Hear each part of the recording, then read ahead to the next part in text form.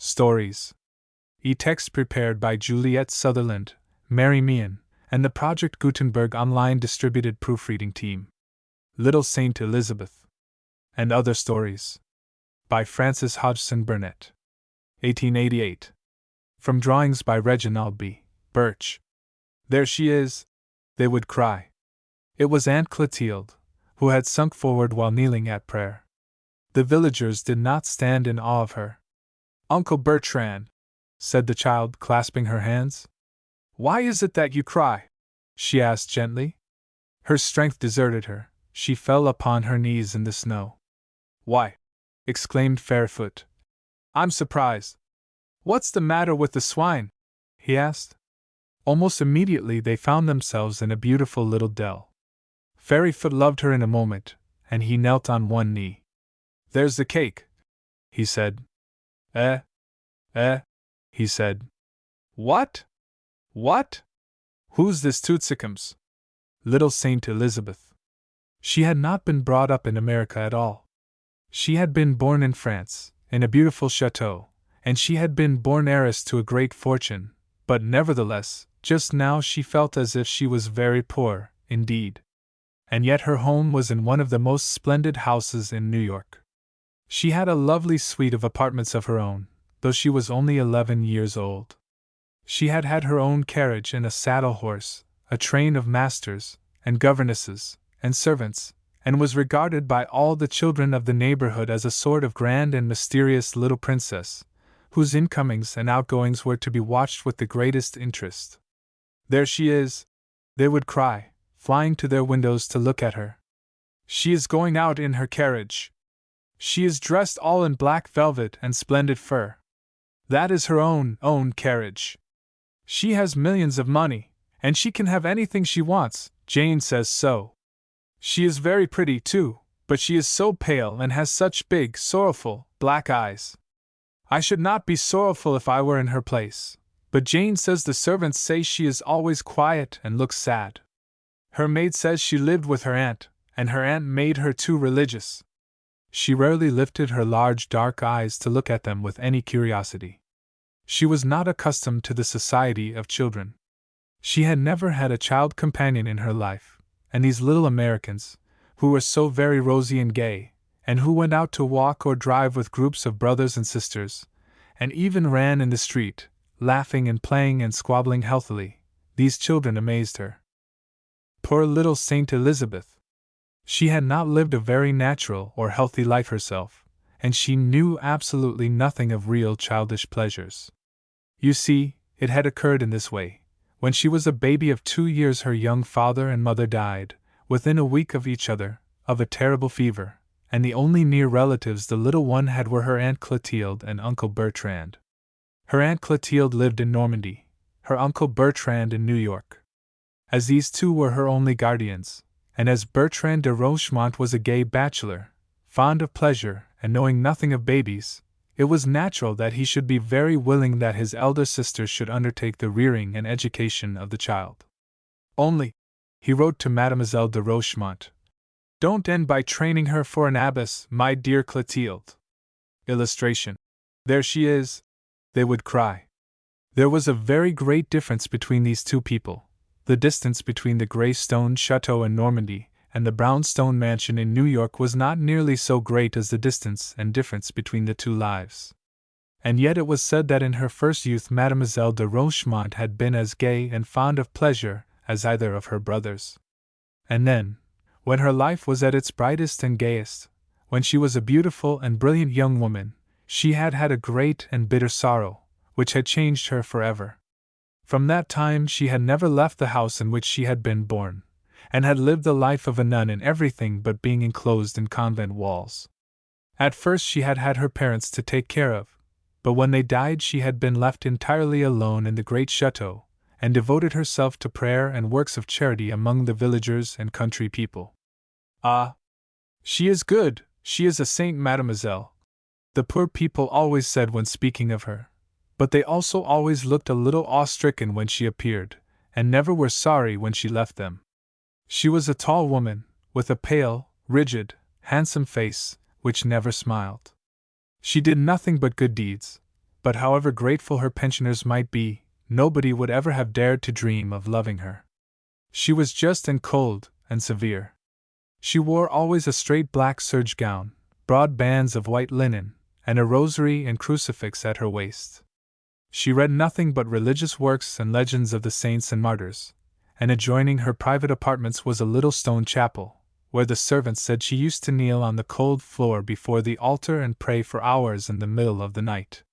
The little cure of the village, who was plump and comfortable, and who had the kindest heart and the most cheerful soul in the world, used to remonstrate with her, always in a roundabout way, however, never quite as if he were referring directly to herself.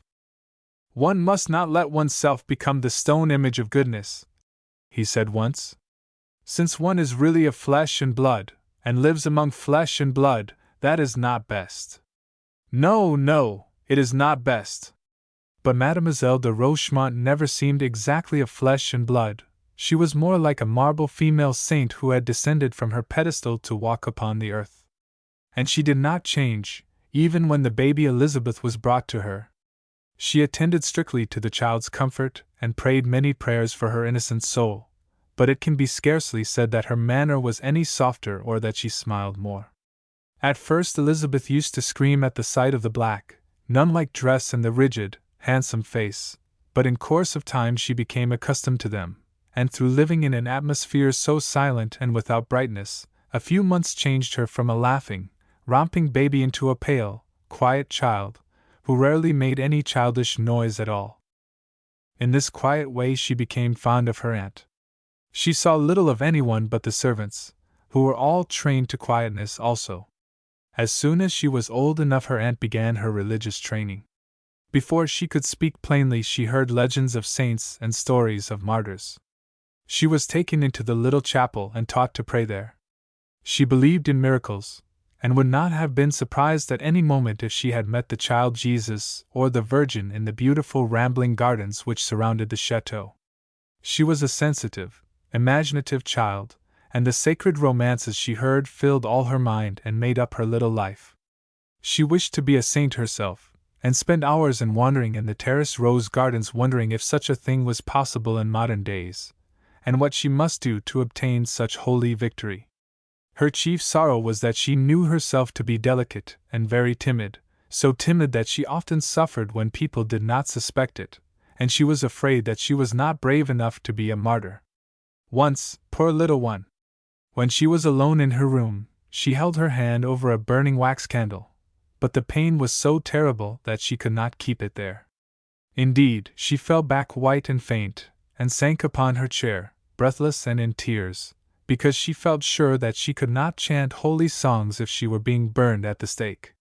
She had been vowed to the Virgin in her babyhood, and was always dressed in white and blue, but her little dress was a small conventual robe, straight and narrow cut, of white woolen stuff, and banded plainly with blue at the waist. She did not look like other children, but she was very sweet and gentle, and her pure little pale face and large, dark eyes had a lovely dreamy look. When she was old enough to visit the poor with her Aunt Clotilde, and she was hardly 7 years old when it was considered proper that she should begin, the villagers did not stand in awe of her. They began to adore her, almost to worship her, as if she had, indeed, been a sacred child. The little ones delighted to look at her, to draw near her sometimes and touch her soft white and blue robe. And when they did so, she always returned their looks with such a tender, sympathetic smile, and spoke to them in so gentle a voice, that they were in ecstasies. They used to talk her over, tell stories about her when they were playing together afterwards. "The little mademoiselle," they said, "she is a child saint. I have heard them say so. Sometimes there is a little light round her head. One day her little white robe will begin to shine too, and her long sleeves will be wings, and she will spread them and ascend through the blue sky to paradise. You will see if it is not so." So, in this secluded world in the grey old chateau, with no companion but her aunt, with no occupation but her studies and her charities, with no thoughts but those of saints and religious exercises, Elizabeth lived until she was 11 years old. Then a great grief befell her. One morning Mademoiselle de Rochemont did not leave her room at the regular hour. As she never broke a rule she had made for herself and her household, this occasioned great wonder. Her old maid-servant waited half an hour, went to her door, and took the liberty of listening to hear if she was up and moving about her room. There was no sound. Old Alice returned, looking quite agitated. Would Mademoiselle Elizabeth mind entering to see if all was well? Mademoiselle her aunt might be in the chapel. Elizabeth went. Her aunt was not in her room. Then she must be in the chapel. The child entered the sacred little place. The morning sun was streaming in through the stained-glass windows above the altar. A broad ray of mingled brilliant colors slanted to the stone floor and warmly touched a dark figure lying there. It was Aunt Clotilde, who had sunk forward while kneeling at prayer and had died in the night. That was what the doctors said when they were sent for. She had been dead some hours. She had died of disease of the heart, and apparently without any pain or knowledge of the change coming to her. Her face was serene and beautiful, and the rigid look had melted away. Someone said she looked like little Mademoiselle Elizabeth, and her old servant Alice wept very much, and said, Yes, it was so when she was young, before her unhappiness came. She had the same beautiful little face, but she was more gay, more of the world. Yes, they were much alike then. Less than 2 months from that time Elizabeth was living in the home of her Uncle Bertrand, in New York. He had come to Normandy for her himself, and taken her back with him across the Atlantic. She was richer than ever now, as a great deal of her Aunt Clotilde's money had been left to her, and Uncle Bertrand was her guardian. He was a handsome, elegant, clever man, who, having lived long in America and being fond of American life, did not appear very much like a Frenchman. At least he did not appear so to Elizabeth, who had only seen the cure and the doctor of the village. Secretly he was very much embarrassed at the prospect of taking care of a little girl, but family pride, and the fact that such a very little girl, who was also such a very great heiress, must be taken care of sustained him. But when he first saw Elizabeth he could not restrain an exclamation of consternation. Illustration: it was Aunt Clotilde, who had sunk forward while kneeling at prayer. She entered the room, when she was sent for, clad in a strange little nun-like robe of black serge, made as like her dead aunt's as possible. At her small waist were the rosary and crucifix, and in her hand she held a missal she had forgotten in her agitation to lay down. But, my dear child, exclaimed Uncle Bertrand, staring at her aghast. He managed to recover himself very quickly, and was, in his way, very kind to her, but the first thing he did was to send to Paris for a fashionable maid and fashionable mourning. Because, as you will see, he remarked to Alice, we cannot travel as we are. It is a costume for a convent or the stage. Before she took off her little conventual robe, Elizabeth went to the village to visit all her poor. The cure went with her and shed tears himself when the people wept and kissed her little hand. When the child returned, she went into the chapel and remained there for a long time. She felt as if she was living in a dream when all the old life was left behind and she found herself in the big luxurious house in the gay New York street. Nothing that could be done for her comfort had been left undone. She had several beautiful rooms, a wonderful governess, different masters to teach her, her own retinue of servants as, indeed, has been already said. But secretly she felt bewildered and almost terrified. Everything was so new, so strange, so noisy, and so brilliant. The dress she wore made her feel unlike herself. The books they gave her were full of pictures and stories of worldly things of which she knew nothing. Her carriage was brought to the door, and she went out with her governess, driving round and round the park with scores of other people who looked at her curiously, she did not know why. The truth was that her refined little face was very beautiful indeed, and her soft dark eyes still wore the dreamy spiritual look which made her unlike the rest of the world. She looks like a little princess, she heard her uncle say one day. She will be some day a beautiful, an enchanting woman. Her mother was so when she died at 20, but she had been brought up differently. This one is a little devotee. I am afraid of her. Her governess tells me she rises in the night to pray. He said it with light laughter to some of his gay friends by whom he had wished the child to be seen. He did not know that his gaiety filled her with fear and pain. She had been taught to believe gaiety worldly and sinful, and his whole life was filled with it. He had brilliant parties, he did not go to church, he had no pensioners, he seemed to think of nothing but pleasure. Poor little Saint Elizabeth prayed for his soul many an hour when he was asleep after a grand dinner or supper party. He could not possibly have dreamed that there was no one of whom she stood in such dread. Her timidity increased tenfold in his presence. When he sent for her, and she went into the library to find him luxurious in his armchair, a novel on his knee, a cigar in his white hand, a tolerant, half-cynical smile on his handsome mouth, she could scarcely answer his questions, and could never find courage to tell what she so earnestly desired. She had found out early that Aunt Clotilde and the cure and the life they had led had only aroused in his mind a half-pitying amusement. It seemed to her that he did not understand and had strange sacrilegious thoughts about them. He did not believe in miracles. He smiled when she spoke of saints. How could she tell him that she wished to spend all her money in building churches and giving alms to the poor? That was what she wished to tell him, that she wanted money to send back to the village, that she wanted to give it to the poor people she saw in the streets, to those who lived in the miserable places. But when she found herself face to face with him, and he said some witty thing to her, and seemed to find her only amusing, all her courage failed her. Sometimes she thought she would throw herself upon her knees before him and beg him to send her back to Normandy, to let her live alone in the chateau as her Aunt Clotilde had done. One morning she arose very early, and knelt a long time before the little altar she had made for herself in her dressing-room. It was only a table with some black velvet thrown over it, a crucifix, a saintly image, and some flowers standing upon it. She had put on, when she got up, the quaint black serge robe, because she felt more at home in it, and her heart was full of determination. The night before she had received a letter from the cure, and it had contained sad news. A fever had broken out in her beloved village, the vines had done badly, there was sickness among the cattle, there was already beginning to be suffering, and if something were not done for the people they would not know how to face the winter. In the time of Mademoiselle de Rochemont they had always been made comfortable and happy at Christmas. What was to be done? The cure ventured to write to Mademoiselle Elizabeth. Illustration: the villagers did not stand in awe of her. The poor child had scarcely slept at all. Her dear village! Her dear people! The children would be hungry, the cows would die, there would be no fires to warm those who were old.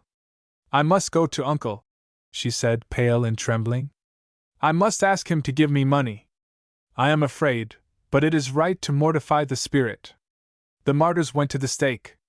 The holy Saint Elizabeth was ready to endure anything that she might do her duty and help the poor." Because she had been called Elizabeth she had thought and read a great deal of the saint whose namesake she was, the saintly Elizabeth whose husband was so wicked and cruel, and who wished to prevent her from doing good deeds. And oftenest of all she had read the legend which told that one day as Elizabeth went out with a basket of food to give to the poor and hungry, she had met her savage husband, who had demanded that she should tell him what she was carrying, and when she replied, "Roses," and he tore the cover from the basket to see if she spoke the truth, a miracle had been performed, and the basket was filled with roses, so that she had been saved from her husband's cruelty, and also from telling an untruth. To little Elizabeth this legend had been beautiful and quite real. It proved that if one were doing good, the saints would take care of one. Since she had been in her new home, she had, half-consciously, compared her Uncle Bertrand with the wicked Landgrave, though she was too gentle and just to think he was really cruel, as Saint Elizabeth's husband had been. Only he did not care for the poor, and loved only the world, and surely that was wicked. She had been taught that to care for the world at all was a fatal sin. She did not eat any breakfast.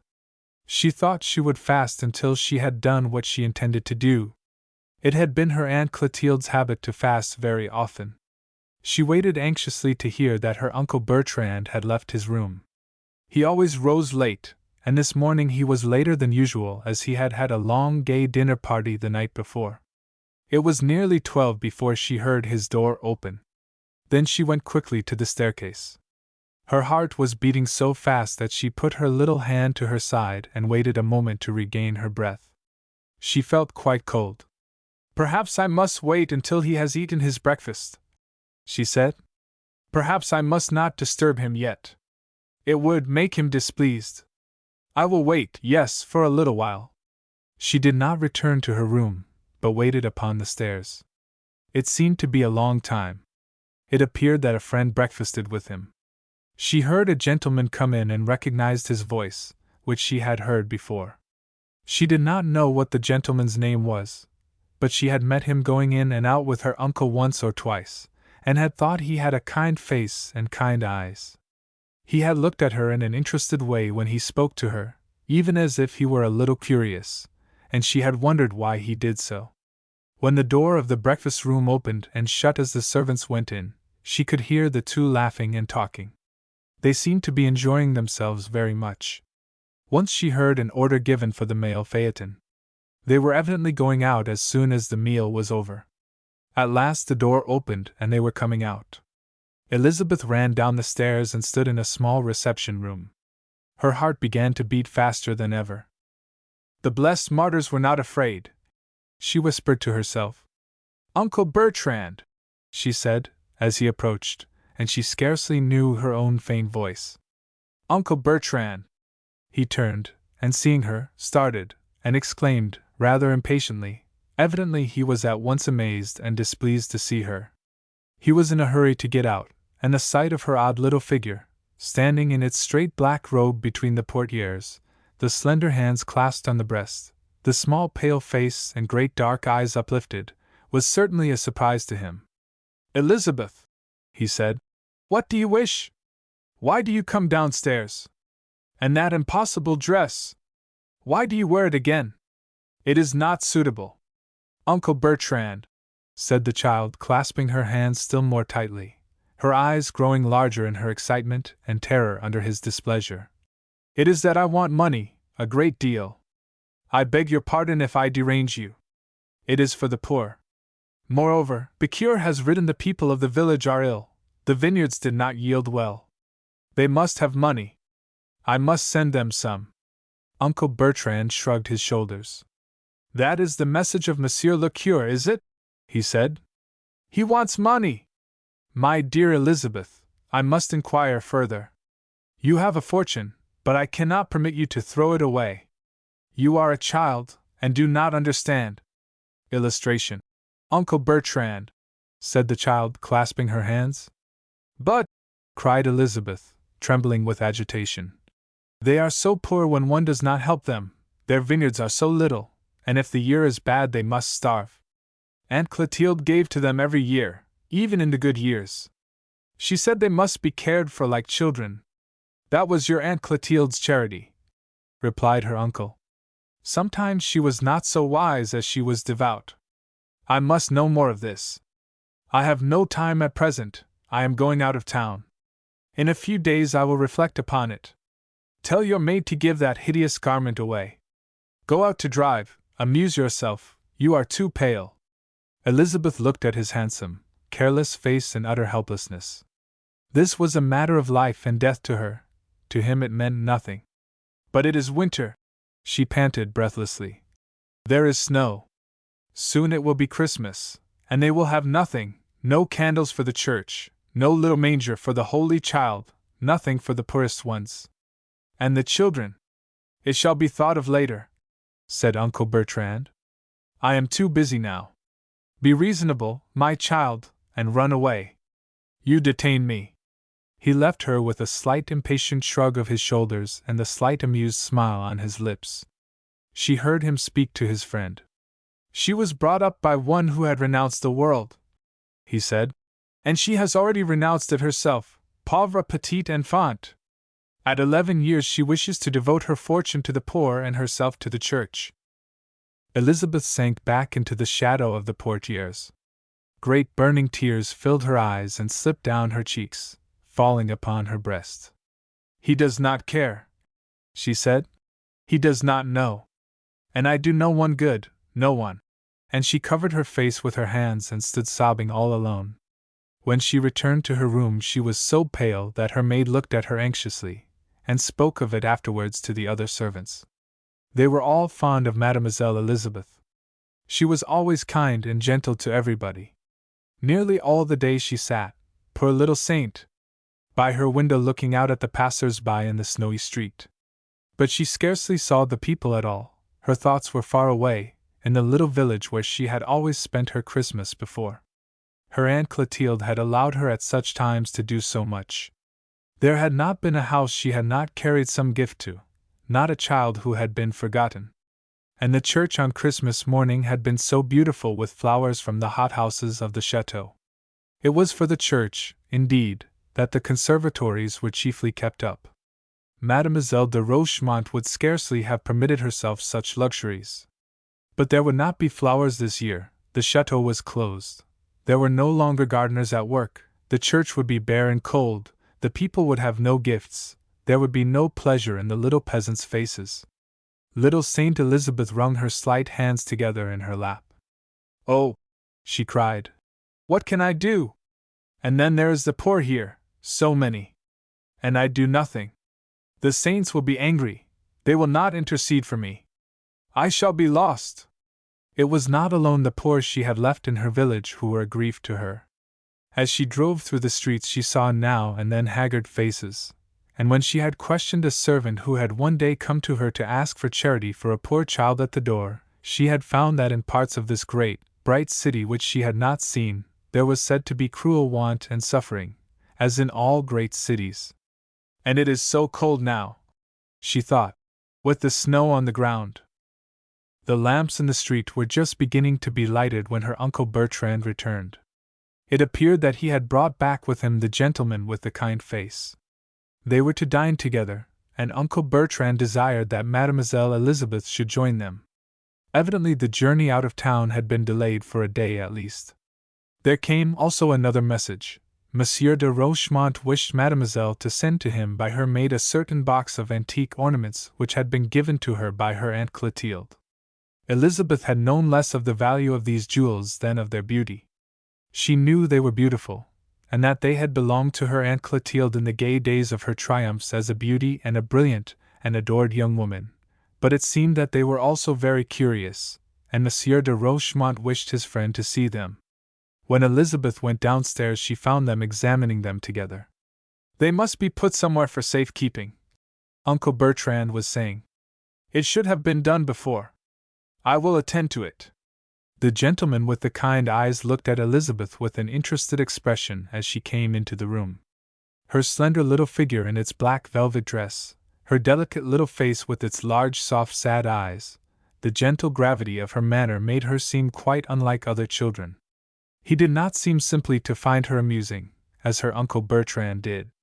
She was always conscious that behind Uncle Bertrand's most serious expression there was lurking a faint smile as he watched her, but this visitor looked at her in a different way.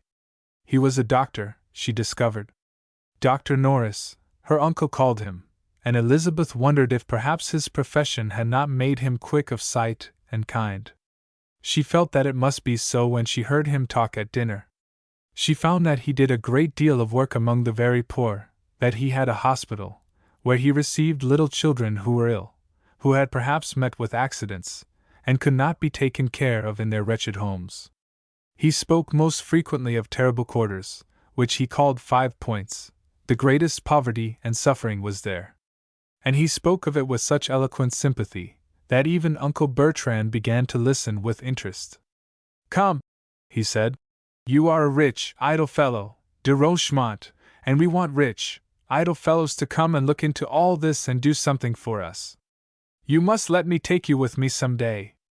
"It would disturb me too much, my good Norris," said Uncle Bertrand, with a slight shudder. "I should not enjoy my dinner after it."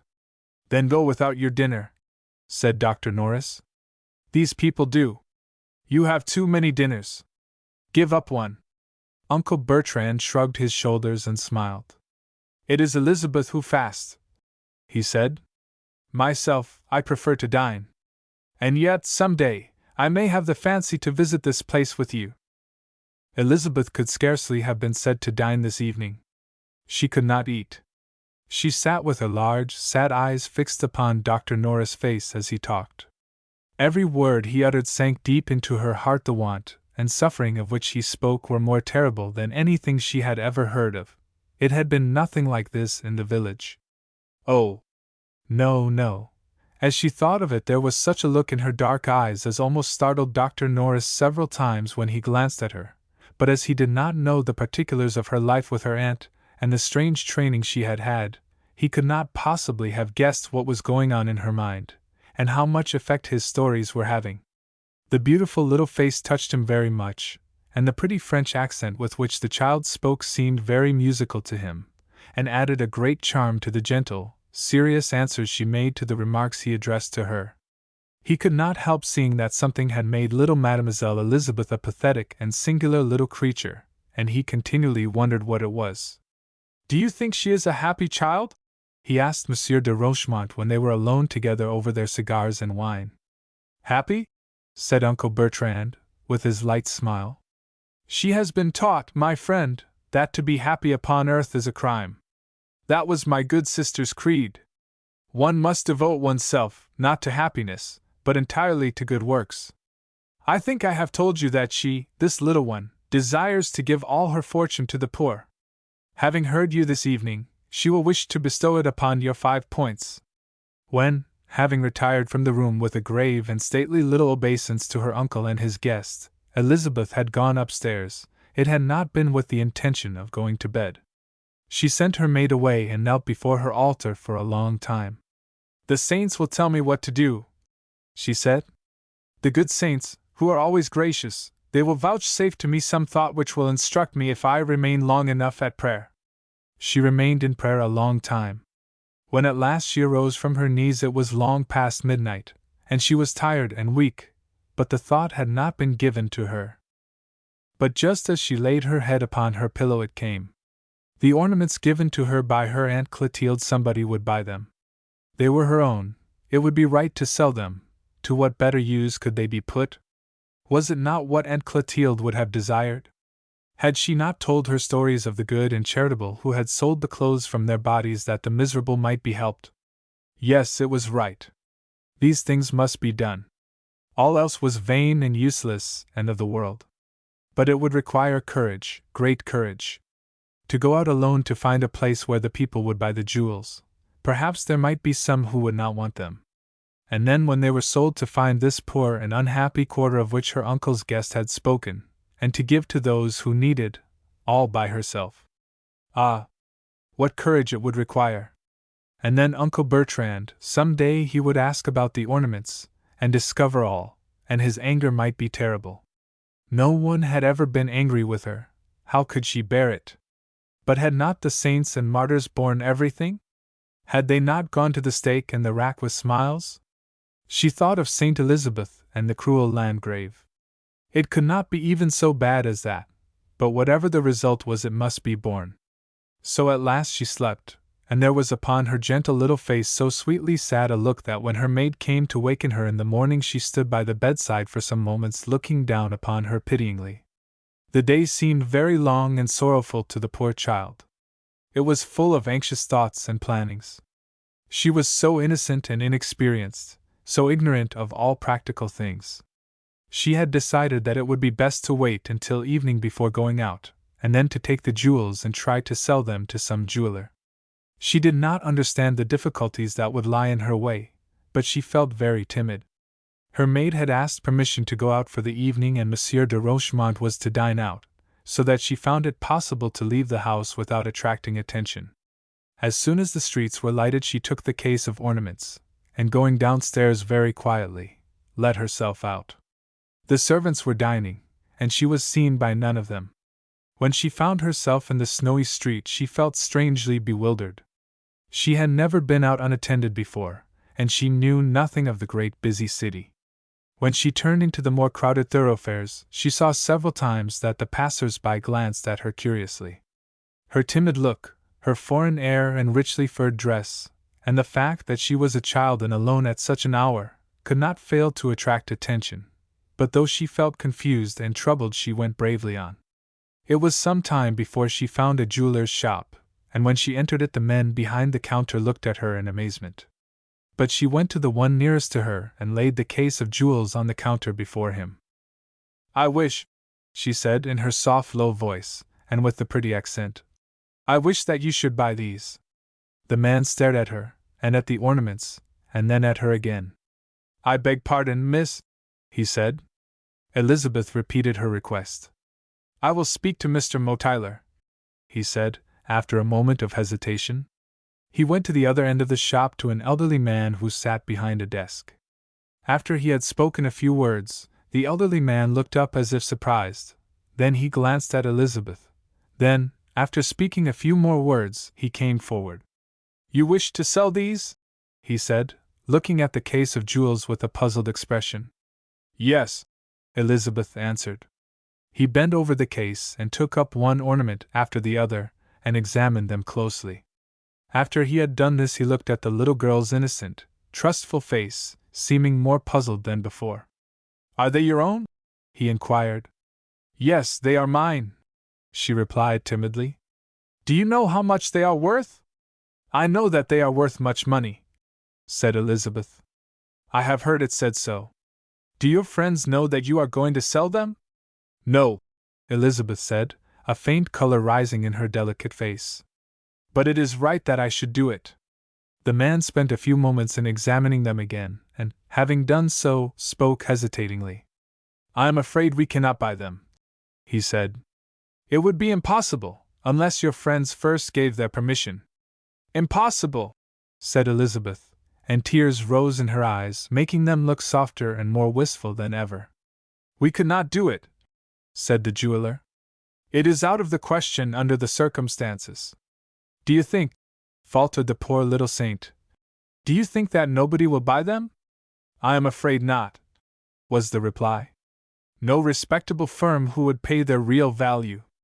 If you take my advice, young lady, you will take them home and consult your friends." He spoke kindly, but Elizabeth was overwhelmed with disappointment. She did not know enough of the world to understand that a richly dressed little girl who offered valuable jewels for sale at night must be a strange and unusual sight. When she found herself on the street again, her long lashes were heavy with tears. "If no one will buy them," she said, "what shall I do?" She walked a long way, so long that she was very tired, and offered them at several places, but as she chanced to enter only respectable shops, the same thing happened each time. She was looked at curiously and questioned, but no one would buy. "They are mine," she would say. "It is right that I should sell them." But everyone stared and seemed puzzled, and in the end refused.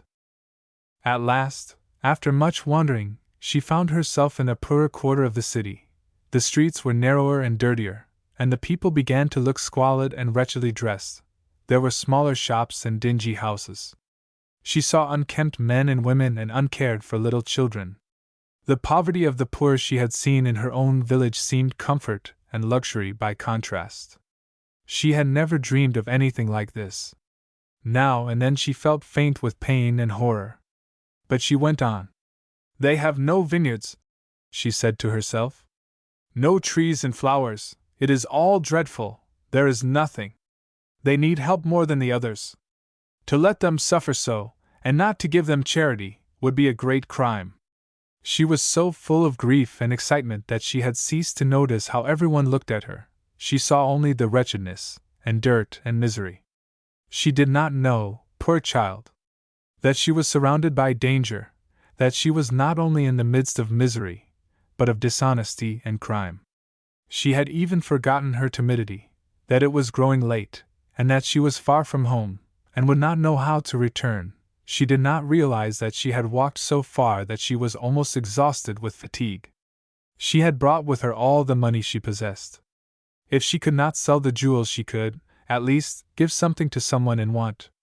But she did not know to whom she must give first. When she had lived with her Aunt Clotilde, it had been their habit to visit the peasants in their houses. Must she enter one of these houses, these dreadful places with the dark passages, from which she heard many times riotous voices, and even cries issuing? But those who do good must feel no fear, she thought. It is only to have courage. At length something happened which caused her to pause before one of those places. She heard sounds of pitiful moans and sobbing from something crouched upon the broken steps. It seemed like a heap of rags, but as she drew near she saw by the light of the street lamp opposite that it was a woman with her head in her knees, and a wretched child on each side of her. The children were shivering with cold and making low cries as if they were frightened. Elizabeth stopped and then ascended the steps. "Why is it that you cry?" she asked gently. "Tell me."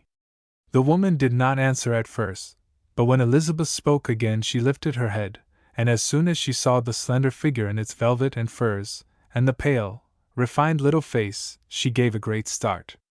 "Lord have mercy on yez!" she said in a hoarse voice which sounded almost terrified. "Who are yez, and what bees ye down a place the loike o' this?" "I came," said Elizabeth, "to see those who are poor. I wish to help them. I have great sorrow for them. It is right that the rich should help those who want. Tell me why you cry, and why your little children sit in the cold." Everybody had shown surprise to whom Elizabeth had spoken tonight, but no one had stared as this woman did. "It's no place for the loike o' yez," she said. "And it black noit, and men and women wild in the drink, and Pat Harrigan and soid blind and mad in liquor, and it's turned me and the children out he has to schlape in the snow, and not the first toime either. And it's starvin' we are, starvin' and no other." And she dropped her wretched head on her knees and began to moan again, and the children joined her. Illustration. "Why is it that you cry?" she asked gently. "Don't let yez daddy hear yez," she said to them. "Wish now, it's come out and kill yez he will." Elizabeth began to feel tremulous and faint. "Is it that they have hunger?" she asked. "Not a bite or sup have they had this day, nor yesterday," was the answer. "The good saints have pity on us." "Yes," said Elizabeth. "The good saints have always pity. I will go and get some food, poor little ones." She had seen a shop only a few yards away. She remembered passing it. Before the woman could speak again, she was gone. "Yes," she said. "I was sent to them. It is the answer to my prayer. It was not in vain that I asked so long." When she entered the shop, the few people who were in it stopped what they were doing to stare at her as others had done, but she scarcely saw that it was so. "Give to me a basket," she said to the owner of the place. "Put in it some bread and wine, some of the things which are ready to eat. It is for a poor woman and her little ones who starve." There was in the shop among others a red-faced woman with a cunning look in her eyes. She sidled out of the place and was waiting for Elizabeth when she came out. "I'm starvin' too, little lady," she said. "There's many of us that way, and it's not often them with money care about it. Give me something too," in a wheedling voice. Elizabeth looked up at her, her pure ignorant eyes full of pity. "I have great sorrows for you," she said. "Perhaps the poor woman will share her food with you." "It's the money I need," said the woman. "I have none left," answered Elizabeth. "I will come again. It's now I want it," the woman persisted. Then she looked covetously at Elizabeth's velvet fur-lined and trimmed cloak. "That's a pretty cloak you've on," she said. "You've got another, I dare say." Suddenly she gave the cloak a pull, but the fastening did not give way as she had thought it would. "Is it because you are cold that you want it?" said Elizabeth in her gentle, innocent way. "I will give it to you. Take it." Had not the holy ones in the legends given their garments to the poor? Why should she not give her cloak? In an instant it was unclasped and snatched away, and the woman was gone.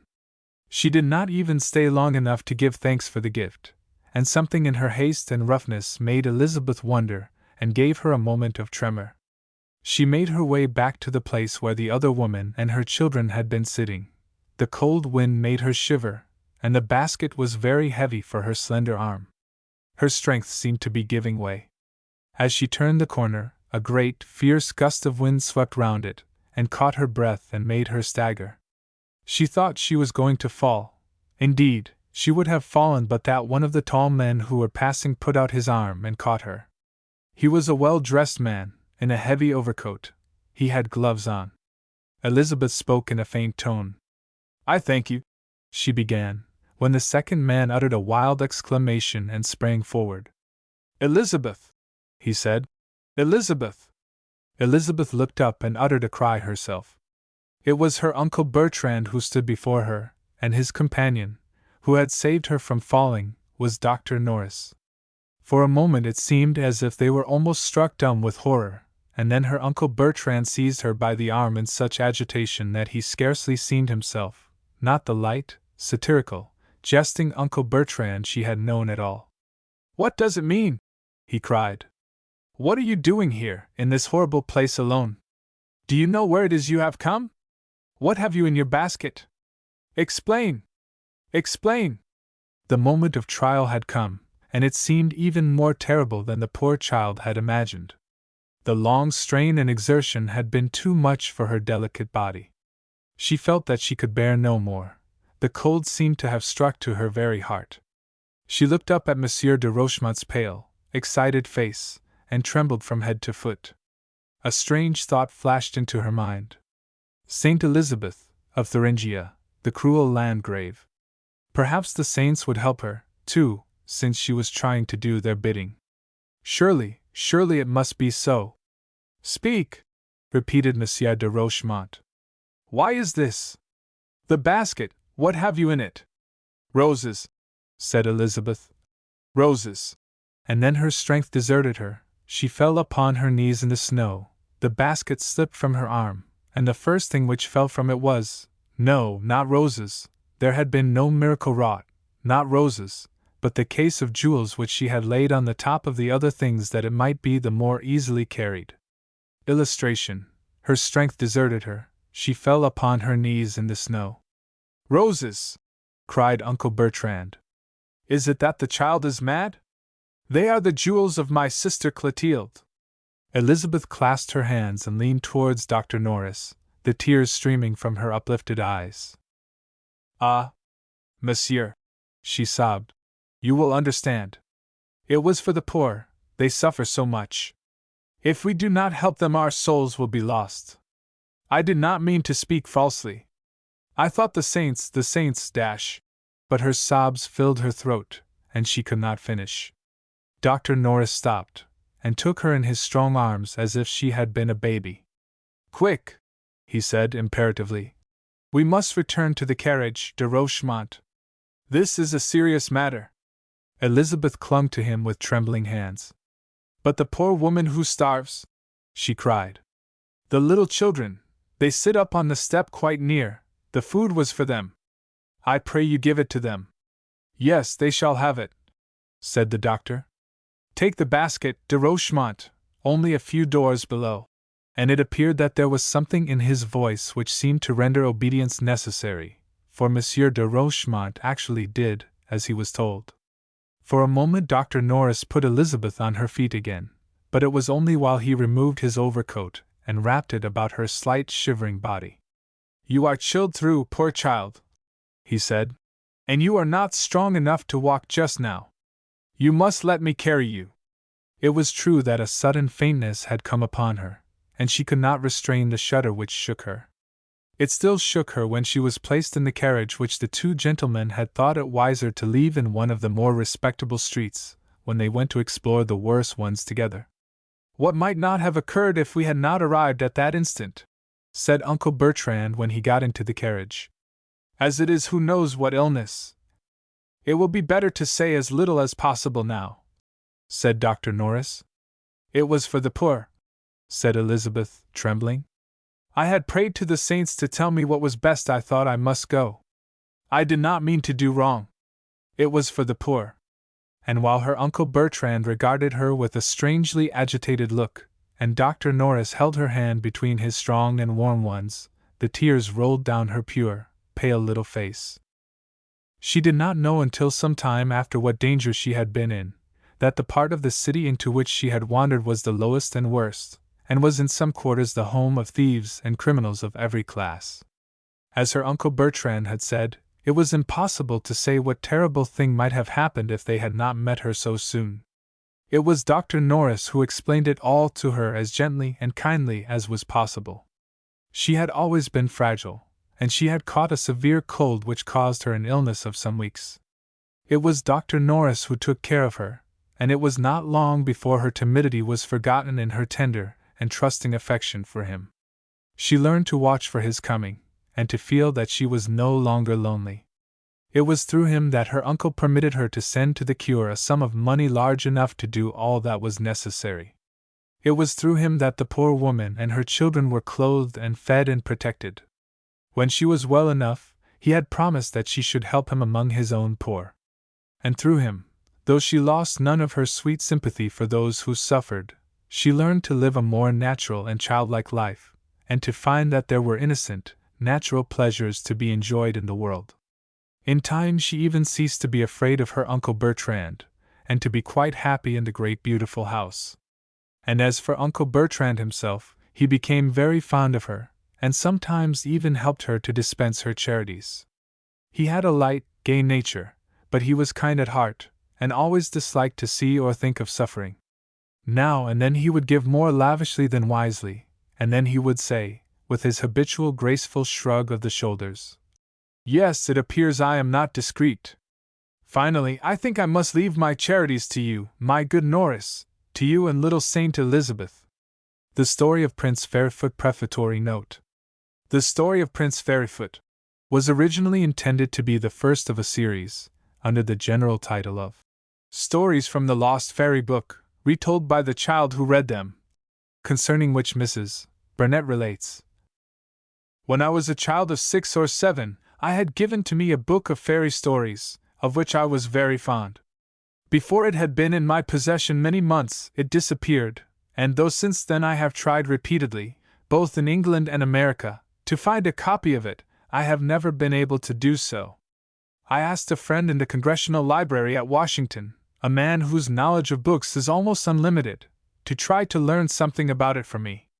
But even he could find no trace of it, and so we concluded it must have been out of print some time. I always remembered the impression the stories had made on me, and though most of them had become very faint recollections, I frequently told them to children, with additions of my own. The story of Fairyfoot I had promised to tell a little girl, and in accordance with the promise, I developed the outline I remembered, introduced new characters and conversation, wrote it upon note paper, enclosed it in a decorated satin cover, and sent it to her. In the first place, it was rewritten merely for her, with no intention of publication, but she was so delighted with it, and reread it so untiringly, that it occurred to me other children might like to hear it also. So I made the plan of developing and rewriting the other stories in like manner, and having them published under the title of Stories from the Lost Fairy Book, retold by the child who read them. The little volume in question Mrs. Burnett afterwards discovered to be entitled Granny's Wonderful Chair and the Tales It Told. The Story of Prince Fairyfoot. Part 1. Once upon a time, in the days of the fairies, there was in the far west country a kingdom which was called by the name of Stumpinghame. It was a rather curious country in several ways.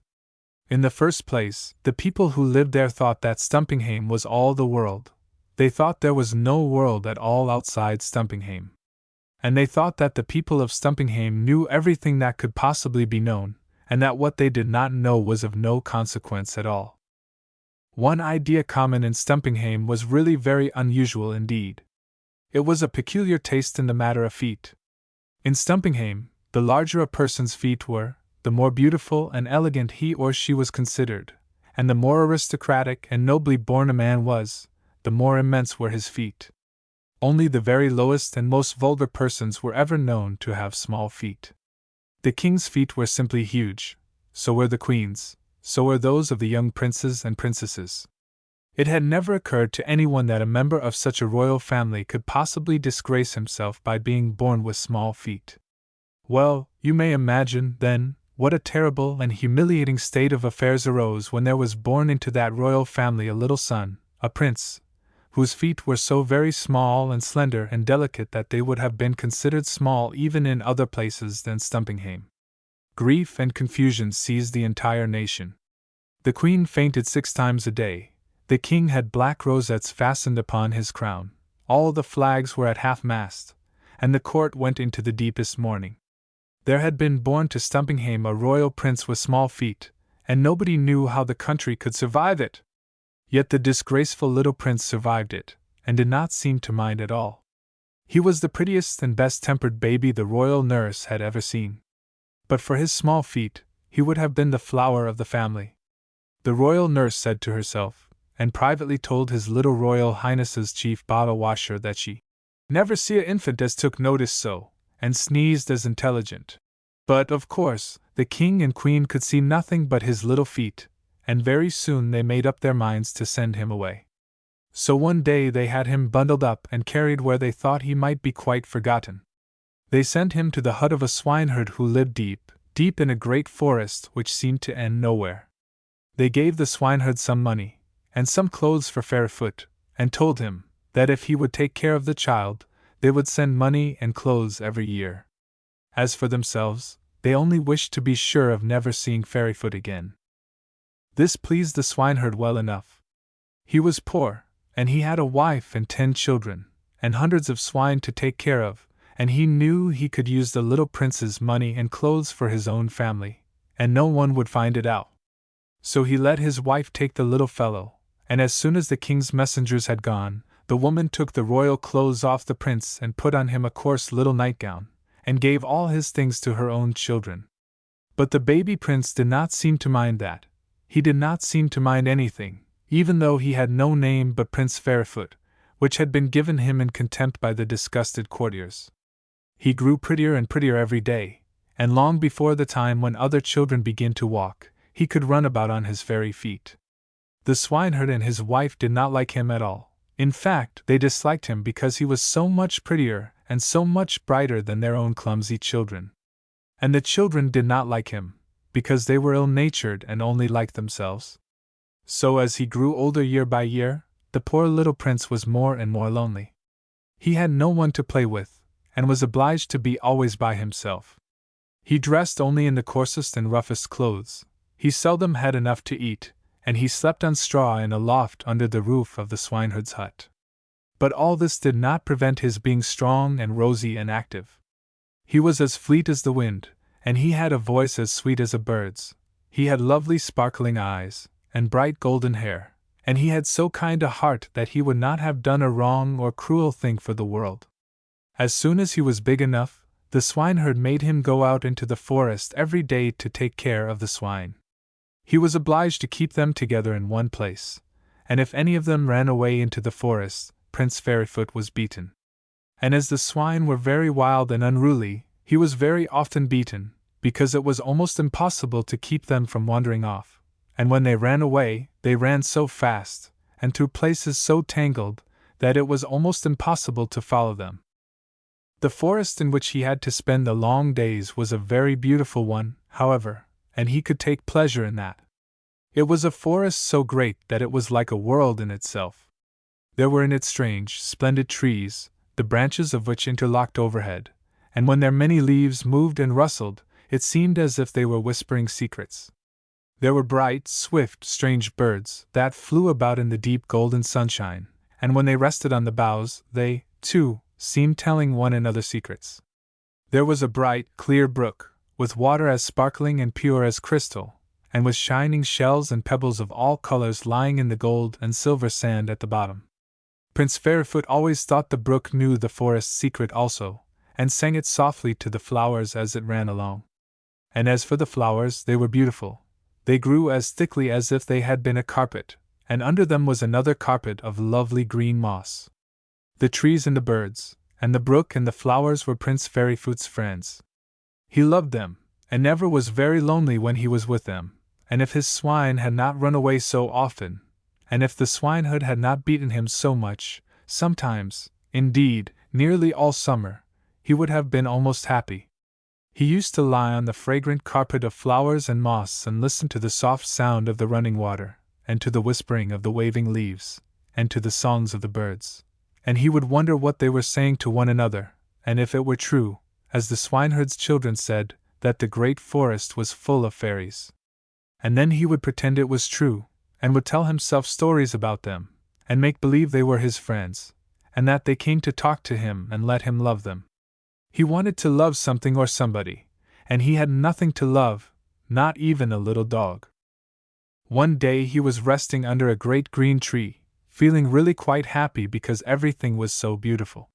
He had even made a little song to chime in with the brooks, and he was singing it softly and sweetly, when suddenly, as he lifted his curly, golden head to look about him, he saw that all his swine were gone. He sprang to his feet, feeling very much frightened, and he whistled and called, but he heard nothing.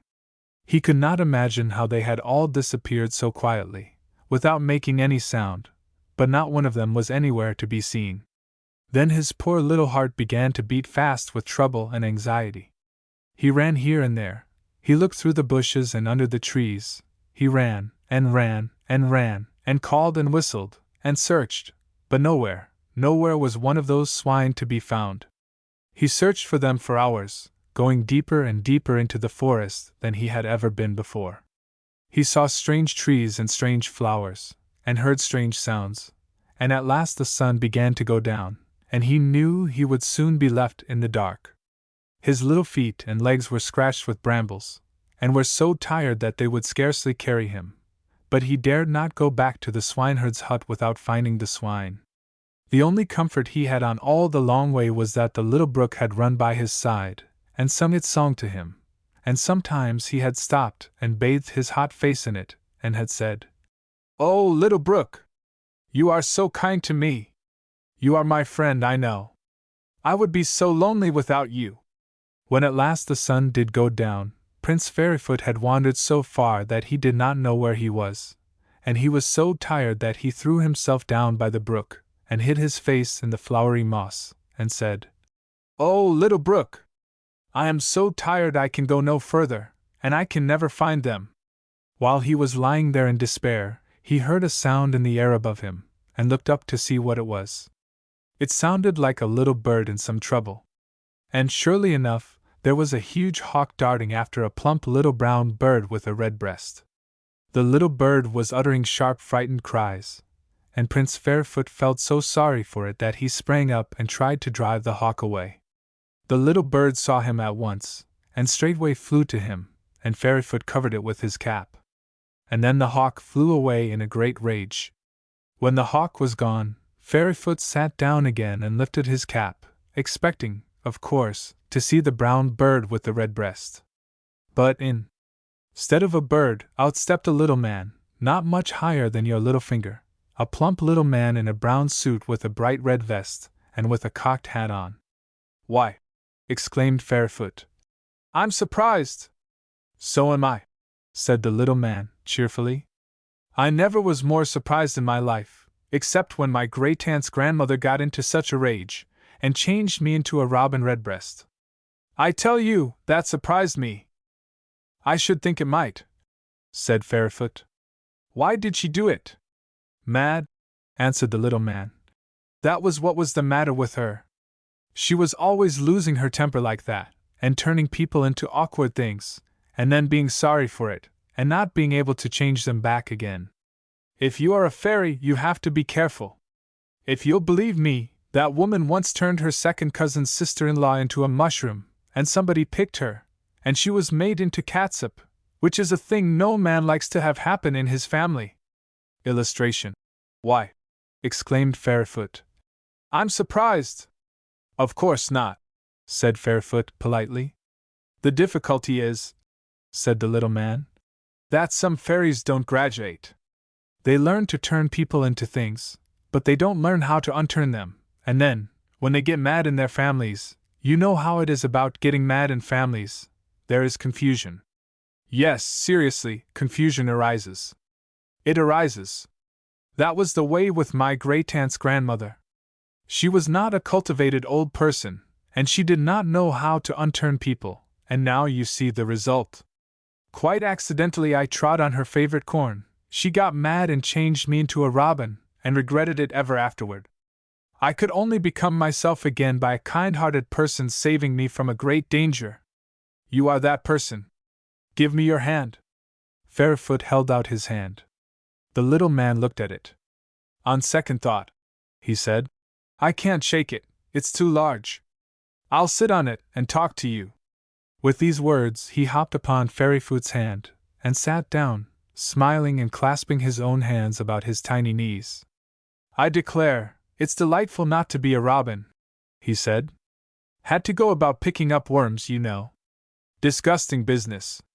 I always did hate worms. I never ate them myself, I drew the line there, but I had to get them for my family. Suddenly he began to giggle, and to hug his knees up tight.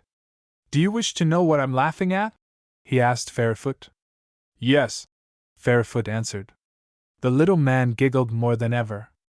I'm thinking about my wife, he said. The one I had when I was a robin. A nice rage she'll be in when I don't come home tonight. She'll have to hustle around and pick up worms for herself, and for the children too, and it serves her right. She had a temper that would embitter the life of a crow, much more a simple robin. I wore myself to skin and bone taking care of her and her brood, and how I did hate bare, squawking things, always with their throats gaping open. They seemed to think a parent's sole duty was to bring worms for them. It must have been unpleasant, said Fairyfoot. It was more than that, said the little man. It used to make my feathers stand on end. There was the nest, too. Fancy being changed into a robin, and being obliged to build a nest at a moment's notice. I never felt so ridiculous in my life. How was I to know how to build a nest? And the worst of it was the way she went on about it. She, said Fairyfoot. Oh, her, you know, replied the little man ungrammatically.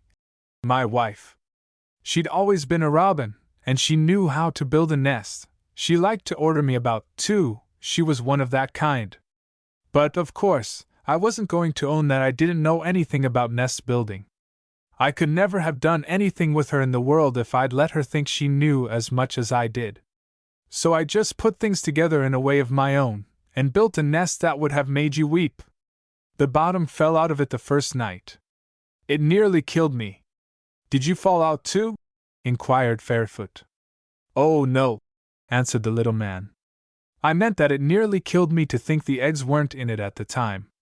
What did you do about the nest? Asked Fairyfoot. The little man winked in the most improper manner. Do? He said. I got mad, of course, and told her that if she hadn't interfered, it wouldn't have happened, said it was exactly like a hen to fly around giving advice and unsettling one's mind, and then complain if things weren't right. I told her she might build the nest herself, if she thought she could build a better one. She did it, too, and he winked again. Was it a better one? Asked Fairyfoot. The little man actually winked a third time. It may surprise you to hear that it was, he replied. But it didn't surprise me. By the by, he added, with startling suddenness, what's your name, and what's the matter with you? My name is Prince Fairyfoot, said the boy, and I have lost my master's swine. My name, said the little man, is Robin Goodfellow, and I'll find them for you. He had a tiny scarlet silk pouch hanging at his girdle, and he put his hand into it and drew forth the smallest golden whistle you ever saw. Blow that, he said, giving it to Fairyfoot, and take care that you don't swallow it. You are such a tremendous creature.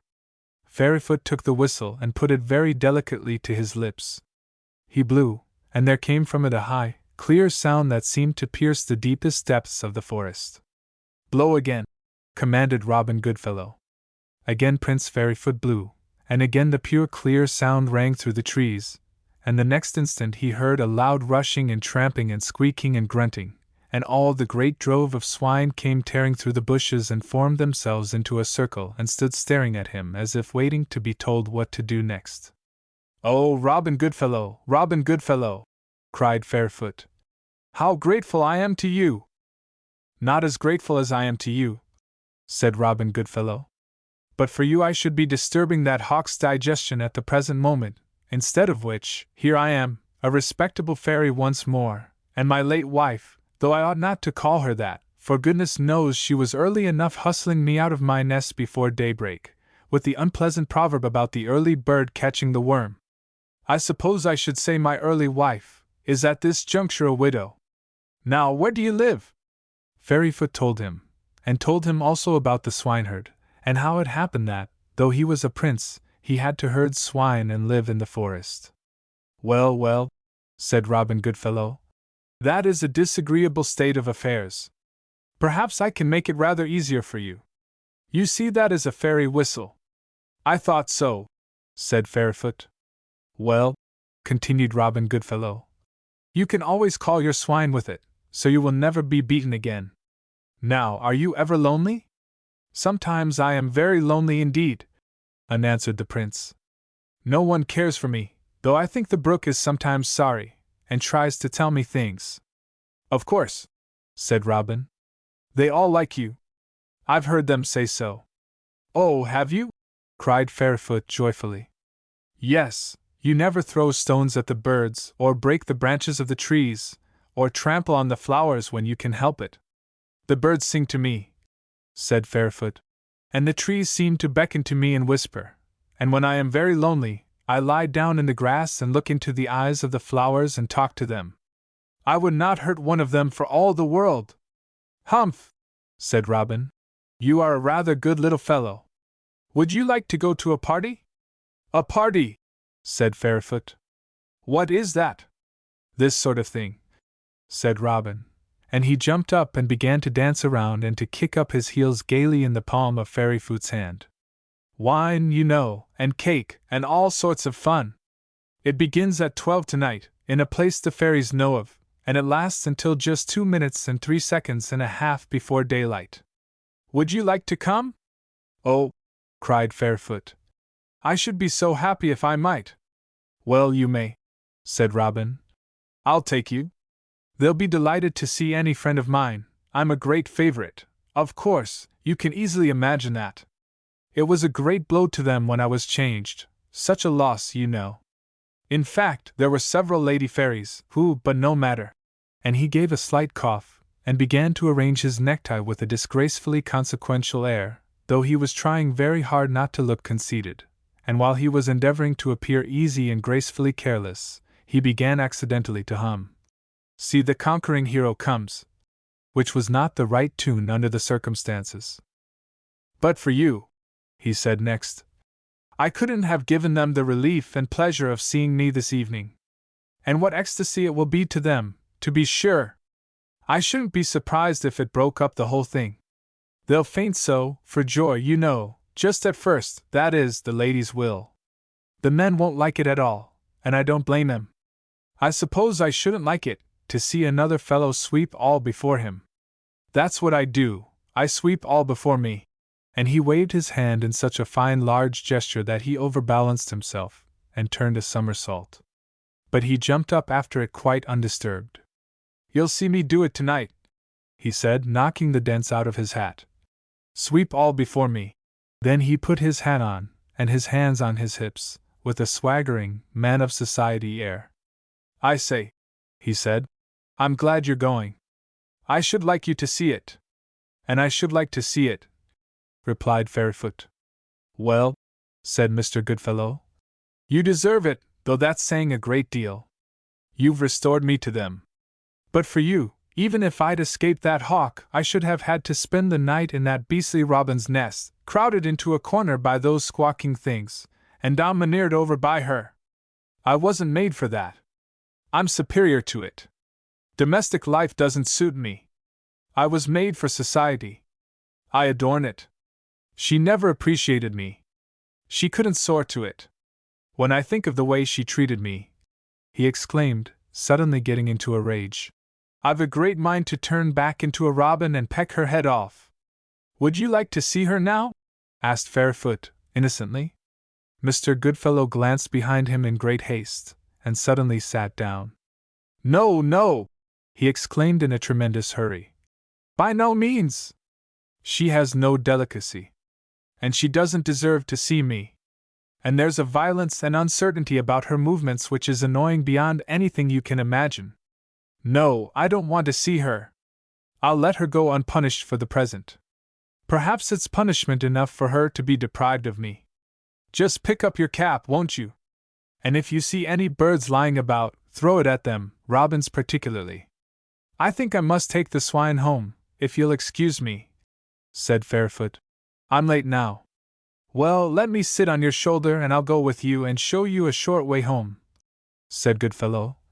I know all about it, so you needn't think about yourself again. In fact, we'll talk about the party.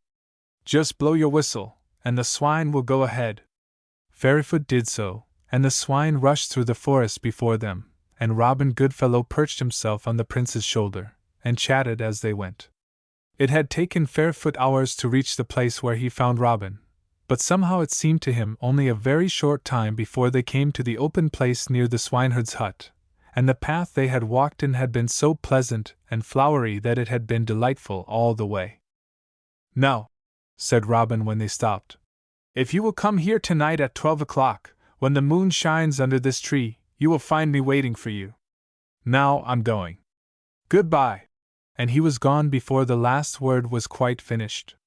Fairyfoot went towards the hut, driving the swine before him, and suddenly he saw the swineherd come out of his house, and stand staring stupidly at the pigs. He was a very coarse, hideous man, with bristling yellow hair, and little eyes, and a face rather like a pig's, and he always looked stupid, but just now he looked more stupid than ever. He seemed dumb with surprise. "What's the matter with the swine?" he asked in his hoarse voice, which was rather pig-like too. "I don't know," answered Fairyfoot, feeling a little alarmed. "What is the matter with them?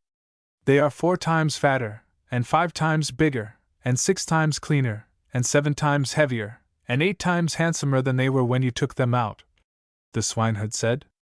"I've done nothing to them," said Fairyfoot. "They ran away, but they came back again." The swineherd went lumbering back into the hut, and called his wife. "Come and look at the swine," he said. And then the woman came out, and stared first at the swine and then at Fairyfoot. "He has been with the fairies," she said at last to her husband. "Or it is because he is a king's son. We must treat him better if he can do wonders like that." Illustration. "What's the matter with the swine?" he asked. Part 2. In went the shepherd's wife, and she prepared quite a good supper for Fairyfoot and gave it to him. But Fairyfoot was scarcely hungry at all. He was so eager for the night to come, so that he might see the fairies.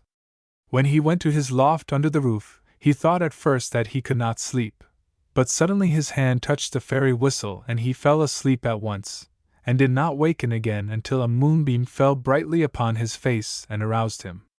Then he jumped up and ran to the hole in the wall to look out, and he saw that the hour had come, and the moon was so low in the sky that its slanting light had crept under the oak tree. He slipped downstairs so lightly that his master heard nothing, and then he found himself out in the beautiful night with the moonlight so bright that it was lighter than daytime. And there was Robin Goodfellow waiting for him under the tree. He was so finely dressed that, for a moment, Fairyfoot scarcely knew him. His suit was made out of the purple velvet petals of a pansy, which was far finer than any ordinary velvet, and he wore plumes and tassels, and a ruffle around his neck, and in his belt was thrust a tiny sword, not half as big as the finest needle. "Take me on your shoulder," he said to Fairyfoot, "and I will show you the way." Fairyfoot took him up, and they went their way through the forest. And the strange part of it was that though Fairyfoot thought he knew the forest by heart, every path they took was new to him, and more beautiful than anything he had ever seen before. The moonlight seemed to grow brighter and purer at every step, and the sleeping flowers sweeter and lovelier, and the moss greener and thick, and Fairyfoot felt so happy and gay that he forgot he had ever been sad and lonely in his life. Robin Goodfellow, too, seemed to be in very good spirits. He related a great many stories to Fairyfoot, and singularly enough, they were all about himself and divers and sundry fairy ladies who had been so very much attached to him that he scarcely expected to find them alive at the present moment. He felt quite sure they must have died of grief in his absence. "I have caused a great deal of trouble in the course of my life," he said, regretfully shaking his head. "I have sometimes wished I could avoid it, but that is impossible. Ahem! When my great-aunt's grandmother rashly and inopportunely changed me into a robin, I was having a little flirtation with a little creature who was really quite attractive. I might have decided to engage myself to her. She was very charming. Her name was Gauzita. Tomorrow I shall go and place flowers on her tomb." "I thought fairies never died," said Fairyfoot.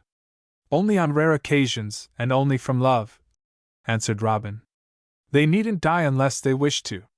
They have been known to do it through love.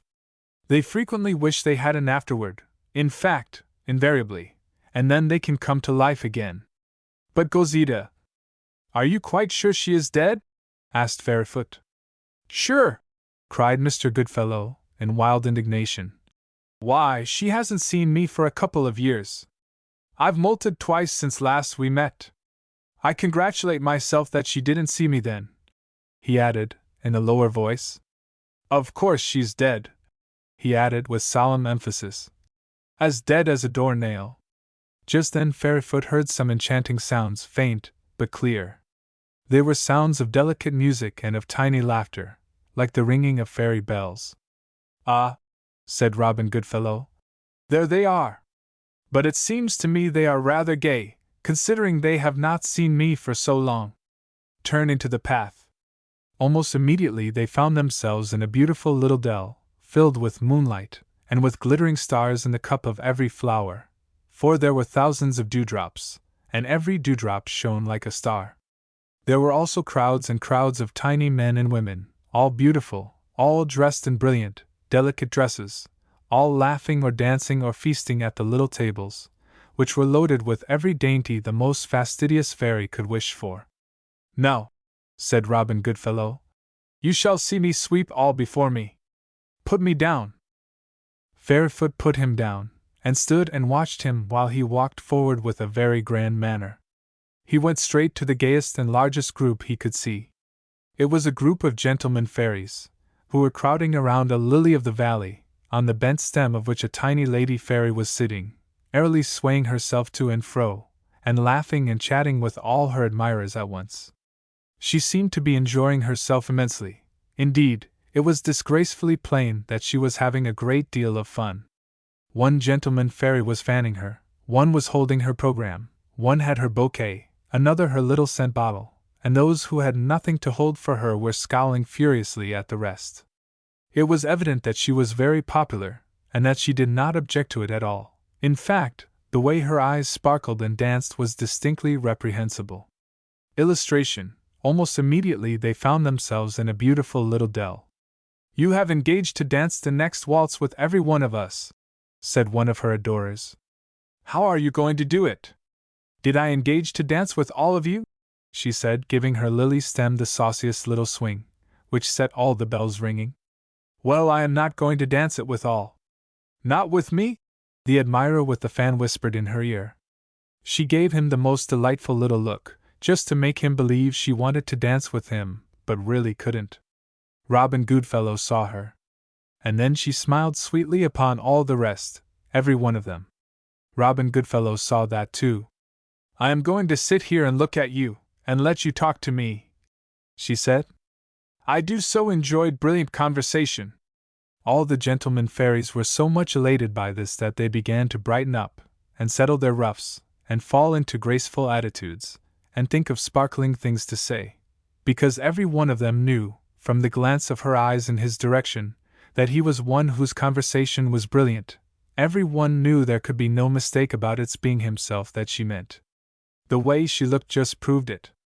Altogether it was more than Robin Goodfellow could stand, for it was Gozita who was deporting herself in this unaccountable manner, swinging on lily stems, and going on, so to speak, with several parties at once, in a way to chill the blood of any proper young lady fairy, who hadn't any partner at all. It was Gozita herself. He made his way into the very center of the group. Gozita, he said. He thought, of course, she would drop right off her lily stem, but she didn't. She simply stopped swinging a moment, and stared at him. Gracious! She exclaimed. And who are you? Who am I? Cried Mr. Goodfellow, severely. Don't you remember me? No, she said coolly. I don't, not in the least. Robin Goodfellow almost gasped for breath. He had never met with anything so outrageous in his life. You don't remember me? He cried. Me? Why, it's impossible. Is it? Said Gozita, with a touch of dainty impudence. What's your name? Robin Goodfellow was almost paralyzed.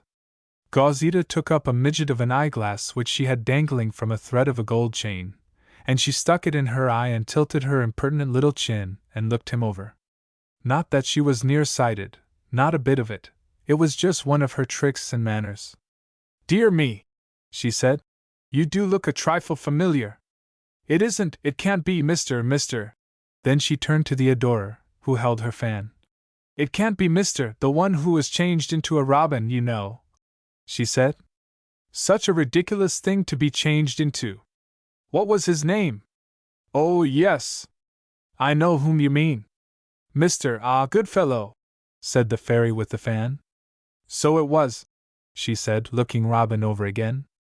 "And he has been pecking at trees and things, and hopping in and out of nests ever since, I suppose. How absurd! And we have been enjoying ourselves so much since he went away. I think I never did have so lovely a time as I have had during these last 2 years. I began to know you," she added in a kindly tone, "just about the time he went away." "You have been enjoying yourself?" almost shrieked Robin Goodfellow. "Well," said Gauzita, in unexcusable slang, "I must smile." And she did smile. "And nobody has pined away and died?" cried Robin. "I haven't," said Gauzita, swinging herself and ringing her bells again. "I really haven't had time." Robin Goodfellow turned around and rushed out of the group. He regarded this as insulting. He went back to Fairyfoot in such a hurry that he tripped on his sword and fell, and rolled over so many times that Fairyfoot had to stop him and pick him up. "Is she dead?" asked Fairyfoot. "No," said Robin. "She isn't." He sat down on a small mushroom and clasped his hands about his knees and looked mad, just mad. Angry or indignant wouldn't express it. "I have a great mind to go and be a misanthrope," he said. "Oh, I wouldn't," said Fairyfoot. He didn't know what a misanthrope was, but he thought it must be something unpleasant. "Wouldn't you?" said Robin, looking up at him. "No," answered Fairyfoot. "Well," said Robin, "I guess I won't. Let's go and have some fun. They are all that way. You can't depend on any of them. Never trust one of them. I believe that creature has been engaged as much as twice since I left. By a singular coincidence," he added, "I have been married twice myself, but of course, that's different. I'm a man, you know, and well, it's different. We won't dwell on it. Let's go and dance. But wait a minute first." He took a little bottle from his pocket. "If you remain the size you are," he continued, "you will tread on whole sets of lancers and destroy entire Germans. If you drink this, you will become as small as we are, and then, when you are going home, I will give you something to make you large again." Fairyfoot drank from the little flagon, and immediately he felt himself growing smaller and smaller until at last he was as small as his companion. "Now come on," said Robin. On they went and joined the fairies, and they danced and played fairy games and feasted on fairy dainties, and were so gay and happy that Fairyfoot was wild with joy. Everybody made him welcome and seemed to like him, and the lady fairies were simply delightful, especially Gauzita, who took a great fancy to him.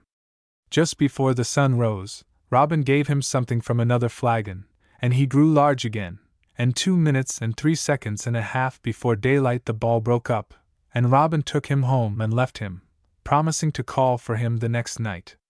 Every night throughout the whole summer the same thing happened.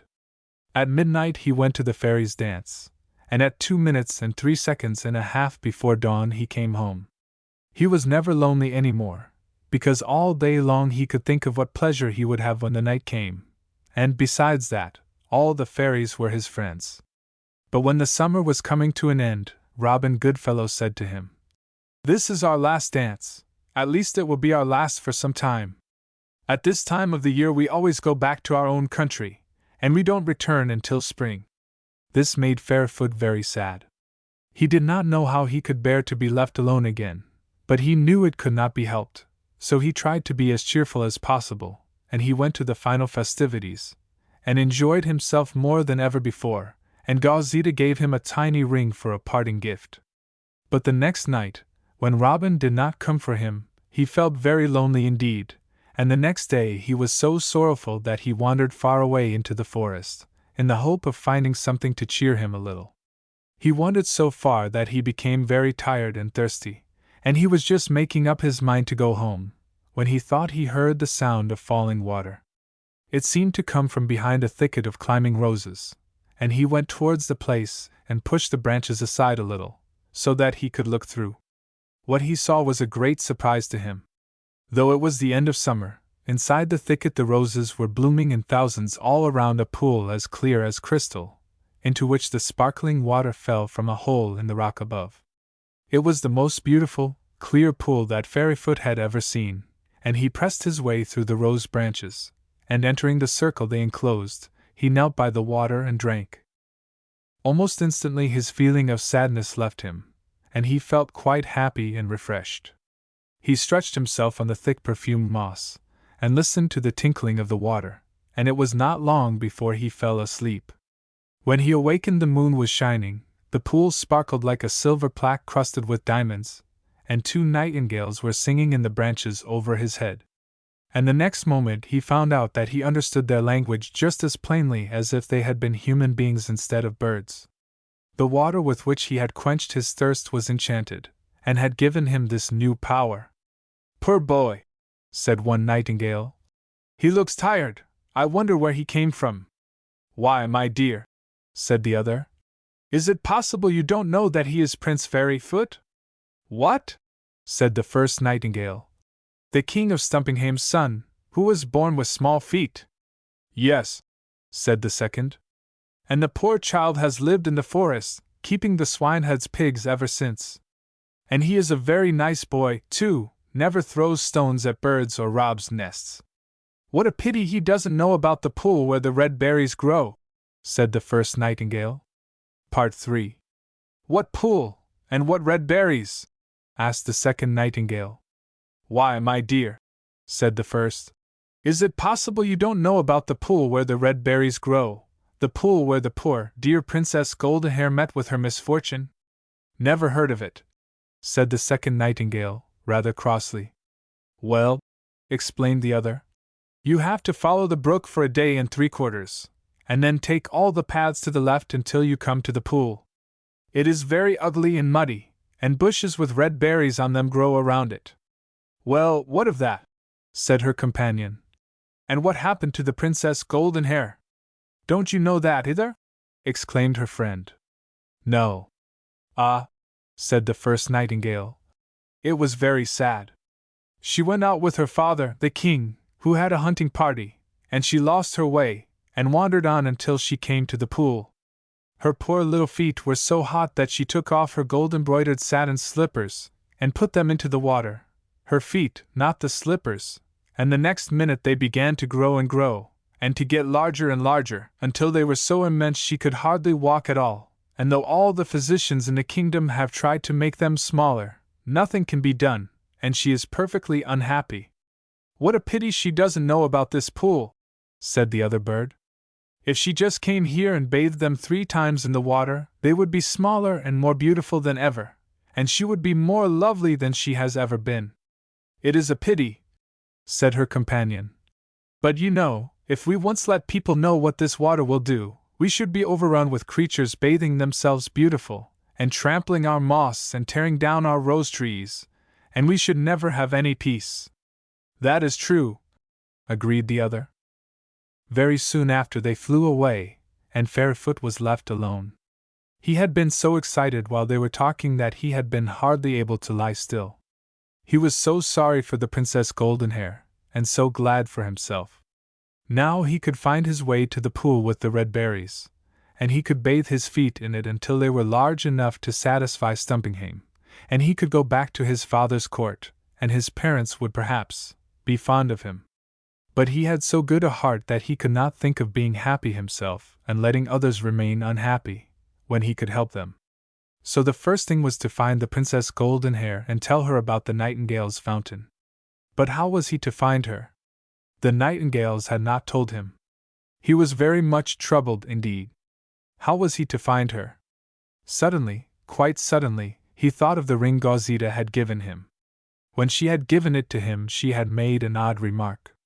"When you wish to go anywhere," she had said, "hold it in your hand, turn around twice with closed eyes, and something queer will happen." He had thought it was one of her little jokes, but now it occurred to him that at least he might try what would happen.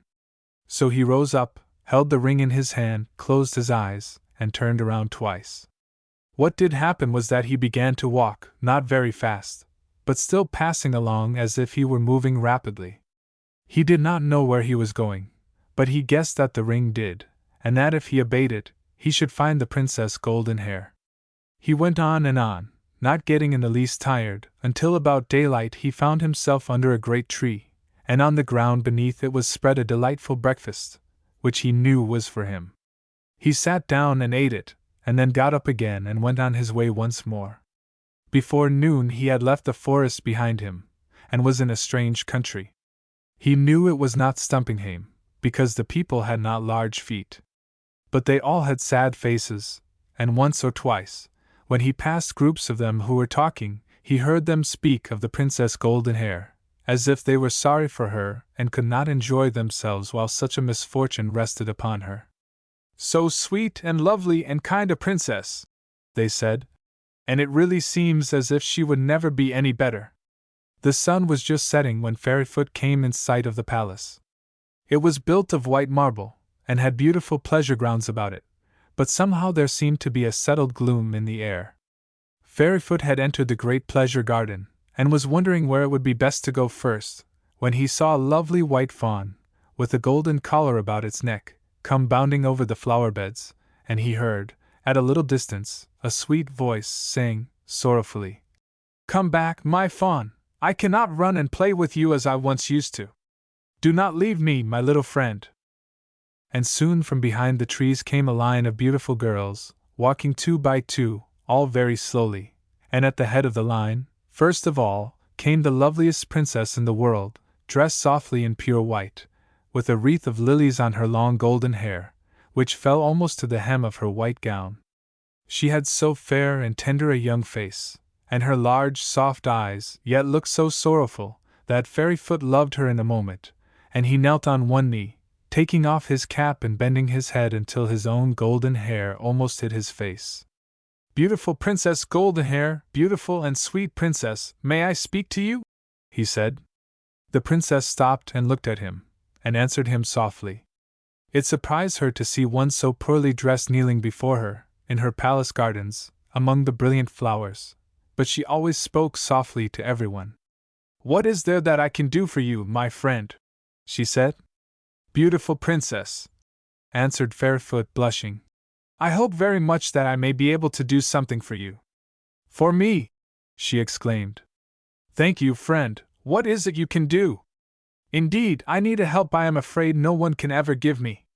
"Gracious and fairest lady," said Fairyfoot, "it is that help I think, nay, I am sure, that I bring to you." "Oh," said the sweet princess, "you have a kind face and most true eyes, and when I look at you, I do not know why it is, but I feel a little happier. What is it you would say to me?" Still kneeling before her, still bending his head modestly, and still blushing, Fairyfoot told his story. He told her of his own sadness and loneliness, and of why he was considered so terrible a disgrace to his family. He told her about the Fountain of the Nightingales and what he had heard there, and how he had journeyed through the forests, and beyond it into her own country, to find her. And while he told it, her beautiful face changed from red to white, and her hands closely clasped themselves together. "Oh," she said when he had finished, "I know that this is true from the kind look in your eyes, and I shall be happy again. And how can I thank you for being so good to a poor little princess whom you had never seen? Only let me see you happy once more, most sweet princess," answered Fairyfoot, "and that will be all I desire, only if, perhaps, I might once kiss your hand." She held out her hand to him with so lovely a look in her soft eyes that he felt happier than he had ever been before, even at the fairy dances. This was a different kind of happiness. Her hand was as white as a dove's wing, and as soft as a dove's breast. "Come," she said, "let us go at once to the king." Illustration: Fairyfoot loved her eye in a moment, and he knelt on one knee. Within a few minutes the whole palace was in an uproar of excitement. Preparations were made to go to the Fountain of the Nightingales immediately.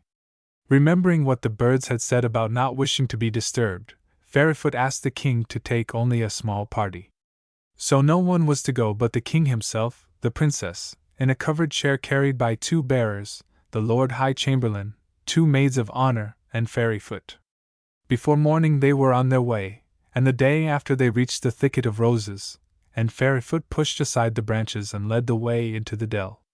The Princess Goldenhair sat down upon the edge of the pool and put her feet into it. In 2 minutes they began to look smaller. She bathed them once, twice, 3 times, and, as the nightingales had said, they became smaller and more beautiful than ever. As for the princess herself, she really could not be more beautiful than she had been. But the Lord High Chamberlain, who had been an exceedingly ugly old gentleman, after washing his face, became so young and handsome that the first maid of honor immediately fell in love with him. Whereupon she washed her face, and became so beautiful that he fell in love with her, and they were engaged upon the spot. The princess could not find any words to tell Fairyfoot how grateful she was and how happy. She could only look at him again and again with her soft, radiant eyes, and again give him her hand that he might kiss it. She was so sweet and gentle that Fairyfoot could not bear the thought of leaving her, and when the king begged him to return to the palace with them and live there always, he was more glad than I can tell you. To be near this lovely princess, to be her friend, to love and serve her and look at her every day, was such happiness that he wanted nothing more. But first he wished to visit his father and mother and sisters and brothers in Stumpinghame. So the king and princess and their attendants went with him to the pool where the red berries grew, and after he had bathed his feet in the water they were so large that Stumpinghame contained nothing like them, even the kings and queens seeming small in comparison.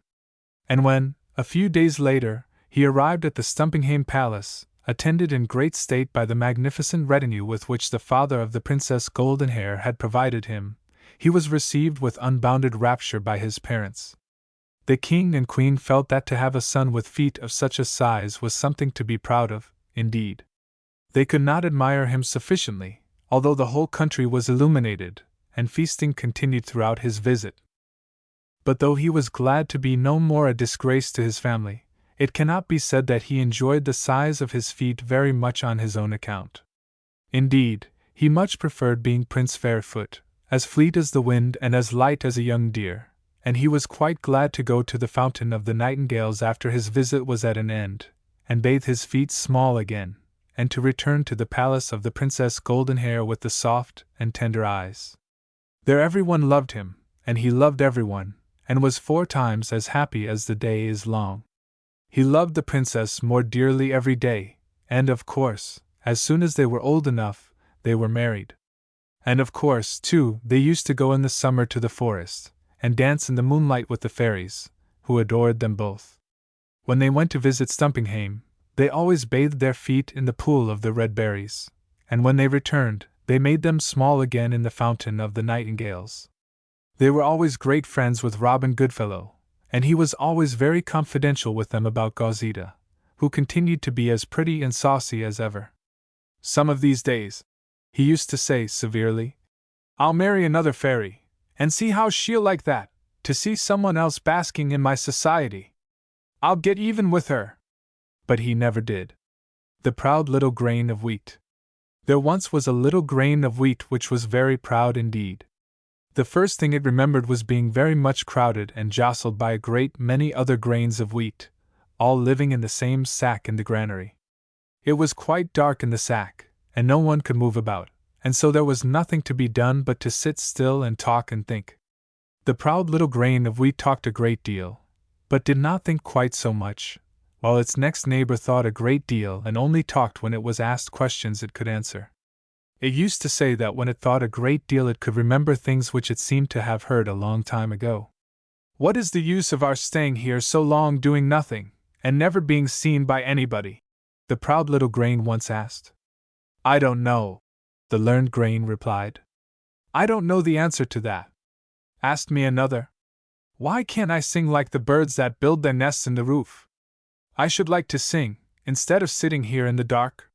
"Because you have no voice," said the learned grain. This was a very good answer indeed. "Why didn't someone give me a voice, then, Why didn't they? Said the proud little grain, getting very cross. The learned grain thought for several minutes. There might be two answers to that, she said at last. One might be that nobody had a voice to spare, and the other might be that you have nowhere to put one if it were given to you. Everybody is better off than I am, said the proud little grain. The birds can fly and sing, the children can play and shout. I am sure I can get no rest for their shouting and playing. There are two little boys who make enough noise to deafen the whole sackful of us. Ah, I know them, said the learned grain. And it's true they are noisy. Their names are Lionel and Vivian. There is a thin place in the side of the sack through which I can see them. I would rather stay where I am than have to do all they do. They have long yellow hair, and when they stand on their heads the straw sticks in it, and they look very curious. I heard a strange thing through listening to them the other day. What was it? Asked the proud grain. They were playing in the straw, and someone came into them. It was a lady who had brought them something on a plate. They began to dance and shout, "It's cake! It's cake! Nice little mama for bringing us cake!" And then they each sat down with a piece and began to take great bites out of it. I shuddered to think of it afterward. Why? Well, you know they are always asking questions, and they began to ask questions of their mamma, who lay down in the straw near them. She seemed to be used to it. These are the questions Vivian asked. Who made the cake? The cook. Who made the cook? God. What did he make her for? Why didn't he make her white? Why didn't he make you black? Did he cut a hole in heaven and drop me through when he made me? Why didn't it hurt me when I tumbled such a long way? She said she didn't know to all but the two first, and then he asked two more. What is the cake made of? Flour, sugar, eggs and butter. What is flour made of? It was the answer to that which made me shudder. What was it? Asked the proud grain. She said it was made of wheat. I don't see the advantage of being rich. Was the cake rich? Asked the proud grain. Their mother said it was. She said, don't eat it so fast, it is very rich. Ah, said the proud grain, I should like to be rich. It must be very fine to be rich. If I am ever made into cake, I mean to be so rich that no one will dare to eat me at all. Ah, said the learned grain, I don't think those boys would be afraid to eat you, however rich you were. They are not afraid of richness. They'd be afraid of me before they had done with me, said the proud grain. I am not a common grain of wheat. Wait until I am made into cake. But gracious me! There doesn't seem much prospect of it while we are shut up here. How dark and stuffy it is, and how we are crowded, and what a stupid lot the other grains are. I'm tired of it, I must say. We are all in the same sack, said the learned grain very quietly. It was a good many days after that something happened. Quite early in the morning, a man and a boy came into the granary, and moved the sack of wheat from its place, wakening all the grains from their last nap. What is the matter? Said the proud grain. Who is daring to disturb us? Hush! Whispered the learned grain, in the most solemn manner. Something is going to happen. Something like this happened to somebody belonging to me long ago. I seem to remember it when I think very hard. I seem to remember something about one of my family being sown. What is sown? Demanded the other grain. It is being thrown into the earth, began the learned grain. Oh, what a passion the proud grain got into! Into the earth? She shrieked out. Into the common earth? The earth is nothing but dirt, and I am not a common grain of wheat. I won't be sown! I will not be sown! How dare anyone sow me against my will? I would rather stay in the sack. But just as she was saying it, she was thrown out with the learned grain and some others into another dark place, and carried off by the farmer, in spite of her temper, for the farmer could not hear her voice at all, and wouldn't have minded if he had, because he knew she was only a grain of wheat, and ought to be sown, so that some good might come of her. Well, she was carried out to a large field in the pouch which the farmer wore at his belt. The field had been plowed, and there was a sweet smell of fresh earth in the air. The sky was a deep, deep blue, but the air was cool and the few leaves on the trees were brown and dry, and looked as if they had been left over from last year. "Ah," said the learned grain. "It was just such a day as this when my grandfather, or my father, or somebody else related to me, was sown. I think I remember that it was called early spring. As for me," said the proud grain fiercely, "I should like to see the man who would dare to sow me." At that very moment, the farmer put his big, brown hand into the bag and threw her, as she thought, at least half a mile from them. He had not thrown her so far as that, however, and she landed safely in the shadow of a clod of rich earth, which the sun had warmed through and through. She was quite out of breath and very dizzy at first, but in a few seconds she began to feel better and could not help looking around, in spite of her anger, to see if there was anyone near to talk to. But she saw no one, and so began to scold as usual. "They not only sow me," she called out, "but they throw me all by myself, where I can have no company at all. It is disgraceful." Then she heard a voice from the other side of the clod. It was the learned grain, who had fallen there when the farmer threw her out of his pouch. "Don't be angry," it said. "I am here. We are all right so far. Perhaps, when they cover us with the earth, we shall be even nearer to each other than we are now." "Do you mean to say they will cover us with the earth?" asked the proud grain. "Yes," was the answer. "And there we shall lie in the dark, and the rain will moisten us, and the sun will warm us, until we grow larger and larger, and at last burst open." "Speak for yourself," said the proud grain. "I shall do no such thing." But it all happened just as the learned grain had said, which showed what a wise grain it was, and how much it had found out just by thinking hard and remembering all it could. Before the day was over, they were covered snugly up with the soft, fragrant, brown earth, and there they lay day after day. One morning, when the proud grain wakened, it found itself wet through and through with rain which had fallen in the night, and the next day the sun shone down and warmed it so that it really began to be afraid that it would be obliged to grow too large for its skin, which felt a little tight for it already. It said nothing of this to the learned grain, at first, because it was determined not to burst if it could help it, but after the same thing had happened a great many times, it found, one morning, that it really was swelling, and it felt obliged to tell the learned grain about it. "Well," it said pettishly, "I suppose you will be glad to hear that you were right. I am going to burst. My skin is so tight now that it doesn't fit me at all, and I know I can't stand another warm shower like the last." "Oh," said the learned grain, in a quiet way. Really learned people always have a quiet way. "I knew I was right, or I shouldn't have said so. I hope you don't find it very uncomfortable. I think I myself shall burst by tomorrow." "Of course I find it uncomfortable," said the proud grain. "Who wouldn't find it uncomfortable, to be 2 or 3 sizes too small for oneself? Poof! Crack! There I go! I have split up all up my right side, and I must say it's a relief. Crack! Poof! So have I," said the learned grain. "Now we must begin to push up through the earth. I am sure my relation did that. Well, I shouldn't mind getting out into the air. It would be a change at least." So each of them began to push her way through the earth as strongly as she could, and sure enough, it was not long before the proud grain actually found herself out in the world again, breathing the sweet air, under the blue sky, across which fleecy white clouds were drifting, and swift-winged, happy birds darting. "It really is a lovely day," were the first words the proud grain said. It couldn't help it.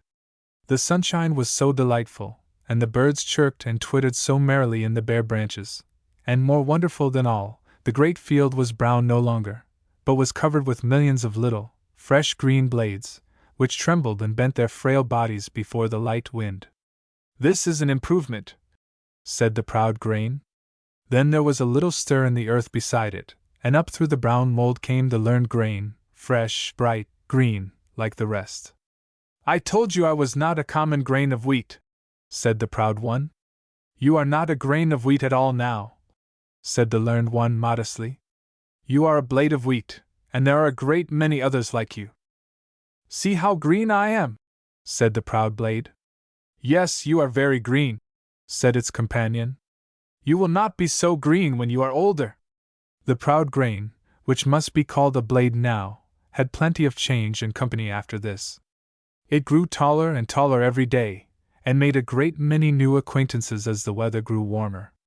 These were little gold and green beetles living near it, who often passed it, and now and then stopped to talk a little about their children and their journeys under the soil. Birds dropped down from the sky sometimes to gossip and twitter of the nests they were building in the apple trees, and the new songs they were learning to sing. Once, on a very warm day, a great golden butterfly, floating by on his large lovely wings, fluttered down softly and lit on the proud blade, who felt so much prouder when he did it that she trembled for joy. He admires me more than all the rest in the field, you see, it said haughtily. That is because I am so green. If I were you, said the learned blade, in its modest way, I believe I would not talk so much about being green. People will make such ill-natured remarks when one speaks often of oneself. I am above such people, said the proud blade. I can find nothing more interesting to talk of than myself. As time went on, it was delighted to find that it grew taller than any other blade in the field, and threw out other blades, and at last there grew out at the top of its stalk ever so many plump, new little grains, all fitting closely together, and wearing tight little green covers. Look at me, it said then. I am the queen of all the wheat. I have a crown. No, said its learned companion. You are now an ear of wheat. And in a short time all the other stalks wore the same kind of crown, and it found out that the learned blade was right, and that it was only an ear, after all. And now the weather had grown still warmer and the trees were covered with leaves, and the birds sang and built their nests in them and laid their little blue eggs, and in time, wonderful to relate, there came baby birds, that were always opening their mouths for food, and crying, peep, peep, to their fathers and mothers. There were more butterflies floating about on their amber and purple wings, and the gold and green beetles were so busy they had no time to talk. Well, said the proud ear of wheat, you remember it was an ear by this time, to its companion one day. You see, you were right again. I am not so green as I was. I am turning yellow, but yellow is the color of gold, and I don't object to looking like gold. You will soon be ripe, said its friend. And what will happen then?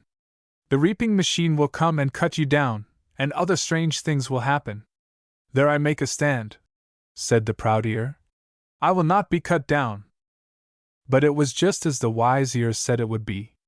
Not long after a reaping machine was brought and driven back and forth in the fields, and down went all the wheat ears before the great knives. But it did not hurt the wheat, of course, and only the proud ear felt angry. I am the color of gold, it said, and yet they have dared to cut me down. What will they do next, I wonder? What they did next was to bunch it up with other wheat and tie it and stack it together, and then it was carried in a wagon and laid in the barn. Then there was a great bustle after a while. The farmer's wife and daughters and her 2 servants began to work as hard as they could. The threshers are coming, they said, and we must make plenty of things for them to eat. So they made pies and cakes and bread until their cupboards were full, and surely enough the threshers did come with the threshing machine, which was painted red, and went puff, puff, puff, rattle, rattle, all the time. And the proud wheat was threshed out by it, and found itself in grains again and very much out of breath. I look almost as I was at first, it said, only there are so many of me. I am grander than ever now. I was only 1 grain of wheat at first, and now I am at least 50. When it was put into a sack, it managed to get all its grains together in one place, so that it might feel as grand as possible. It was so proud that it felt grand, however much it was knocked about. It did not lie in the sack very long this time before something else happened. One morning it heard the farmer's wife saying to the colored boy, Take this year's sack of wheat to the mill, Jerry. I want to try it when I make that thar cake for the boarders. Them 2 children from Washington City are powerful hands for cake. So Jerry lifted the sack up and threw it over his shoulder, and carried it out into the spring wagon. Now we are going to travel, said the proud wheat. Don't let us be separated. At that minute there were heard 2 young voices shouting, Jerry, Take us in the wagon. Let us go to mill, Jerry. We want to go to mill.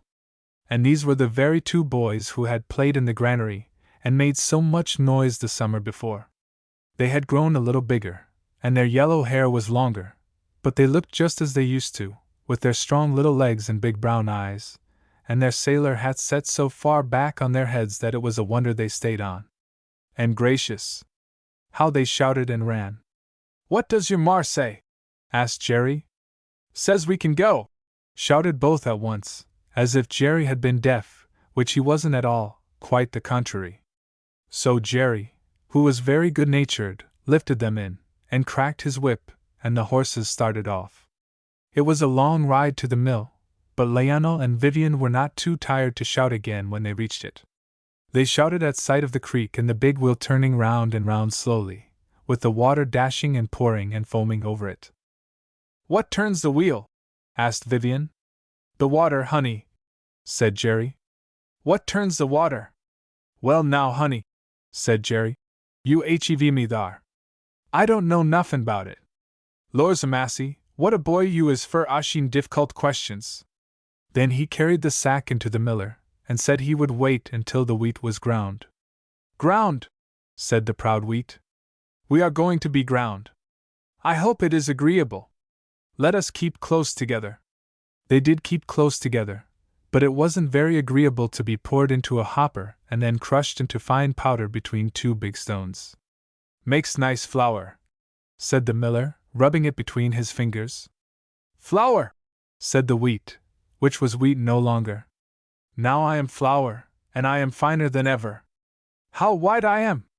I really would rather be white than green or gold color. I wonder where the learned grain is, and if it is as fine and white as I am. But the learned grain and her family had been laid away in the granary for seed wheat. Before the wagon reached the house again, the two boys were fast asleep in the bottom of it, and had to be helped out just as the sack was, and carried in. The sack was taken into the kitchen at once and opened, and even in its wheat days the flour had never been so proud as it was when it heard the farmer's wife say, I'm going to make this into cake. Ah, it said, I thought so. Now I shall be rich, and admired by everybody. The farmer's wife then took some of it out in a large white bowl, and after that she busied herself beating eggs and sugar and butter all together in another bowl, and after a while she took the flour and beat it in also. Now I am in grand company, said the flour. The eggs and butter are the color of gold, the sugar is like silver or diamonds. This is the very society for me. The cake looks rich, said one of the daughters. It's rather too rich for them children, said her mother. But lawsy, I dunno either. Nothin' don't hurt 'em. I reckon they could eat a panel of rail fence and come to no harm. I'm rich, said the flour to itself. That is just what I intended from the first. I am rich and I am a cake. Just then, a pair of big brown eyes came and peeped into it. They belonged to a round little head with a mass of tangled curls all over it. They belonged to Vivian. What's that? He asked. Cake. Who made it? I did. I like you, said Vivian. You're such a nice woman. Who's going to eat any of it? Is Lionel? I'm afraid it's too rich for boys, said the woman, but she laughed and kissed him. No, said Vivian. I'm afraid it isn't. I shall be much too rich, said the cake angrily. Boys, indeed. I was made for something better than boys. After that, it was poured into a cake mold, and put into the oven, where it had rather an unpleasant time of it. It was so hot in there that if the farmer's wife had not watched it carefully, it would have been burned. But I am cake, it said, and of the richest kind, so I can bear it, even if it is uncomfortable. When it was taken out, it really was cake, and it felt as if it was quite satisfied. Everyone who came into the kitchen and saw it said, Oh, what a nice cake! How well your new flour has done! But just once, while it was cooling, it had a curious, disagreeable feeling. It found, all at once, that the two boys, Lionel and Vivian, had come quietly into the kitchen and stood near the table, looking at the cake with their great eyes wide open and their little red mouths open, too. Dear me! it said. How nervous I feel, actually nervous. What great eyes they have, and how they shine! And what are those sharp white things in their mouths? I really don't like them to look at me in that way. It seems like something personal. I wish the farmer's wife would come. Such a chill ran over it that it was quite cool when the woman came in, and she put it away in the cupboard on a plate. But that very afternoon, she took it out again and set it on the table on a glass cake stand. She put some leaves around it to make it look nice, and it noticed there were a great many other things on the table, and they all looked fresh and bright. This is all in my honor, it said. They know I am rich. Then several people came in and took chairs around the table. They all come to sit and look at me, said the vain cake. I wish the learned grain could see me now. There was a little high chair on each side of the table, and at first these were empty, but in a few minutes the door opened and in came the two little boys. They had pretty, clean dresses on, and their bangs and curls were bright with being brushed. Even they have been dressed up to do me honor, thought the cake. Illustration. There's the cake, he said. But the next minute, it began to feel quite nervous again. Vivian's chair was near the glass stand, and when he had climbed up and seated himself, he put one elbow on the table and rested his fat chin on his fat hand, and fixing his eyes on the cake, sat and stared at it in such an unnaturally quiet manner for some seconds, that any cake might well have felt nervous. There's the cake, he said, at last, in such a deeply thoughtful voice that the cake felt faint with anger. Then a remarkable thing happened. Someone drew the stand toward them and took the knife and cut out a large slice of the cake. Go away, said the cake, though no one heard it. I am cake. I am rich. I am not for boys. How dare you?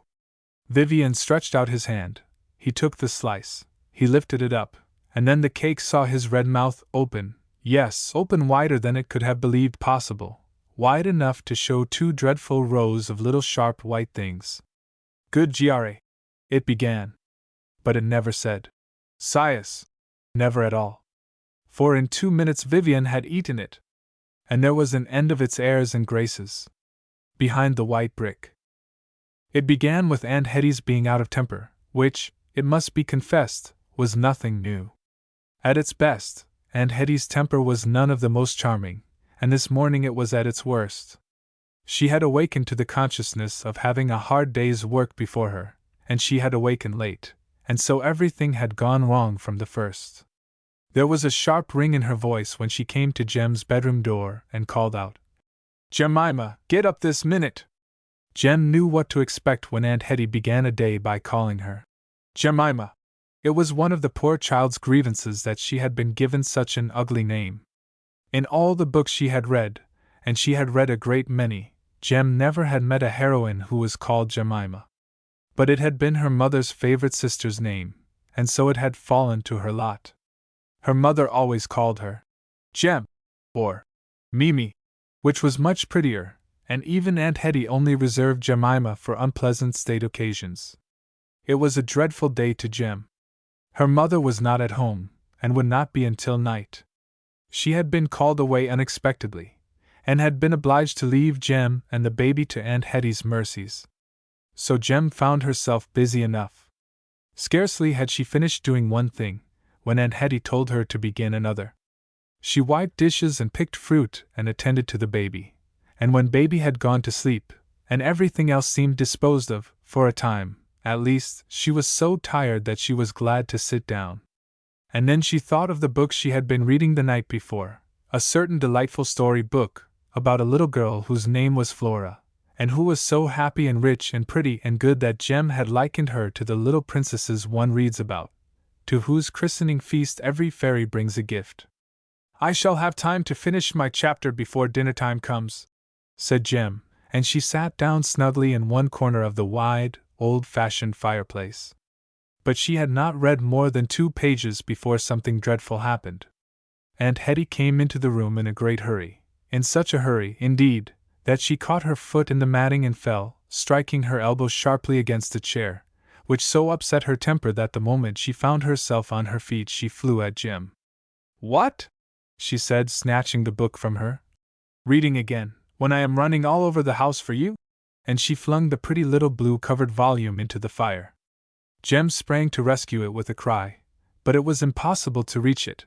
It had fallen into a great hollow of red coal, and the blaze caught it at once. "You are a wicked woman!"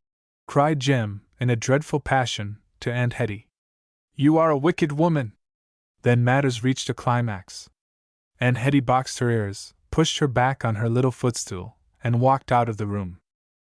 Jem hid her face on her arms and cried as if her heart would break. She cried until her eyes were heavy, and she thought she would be obliged to go to sleep.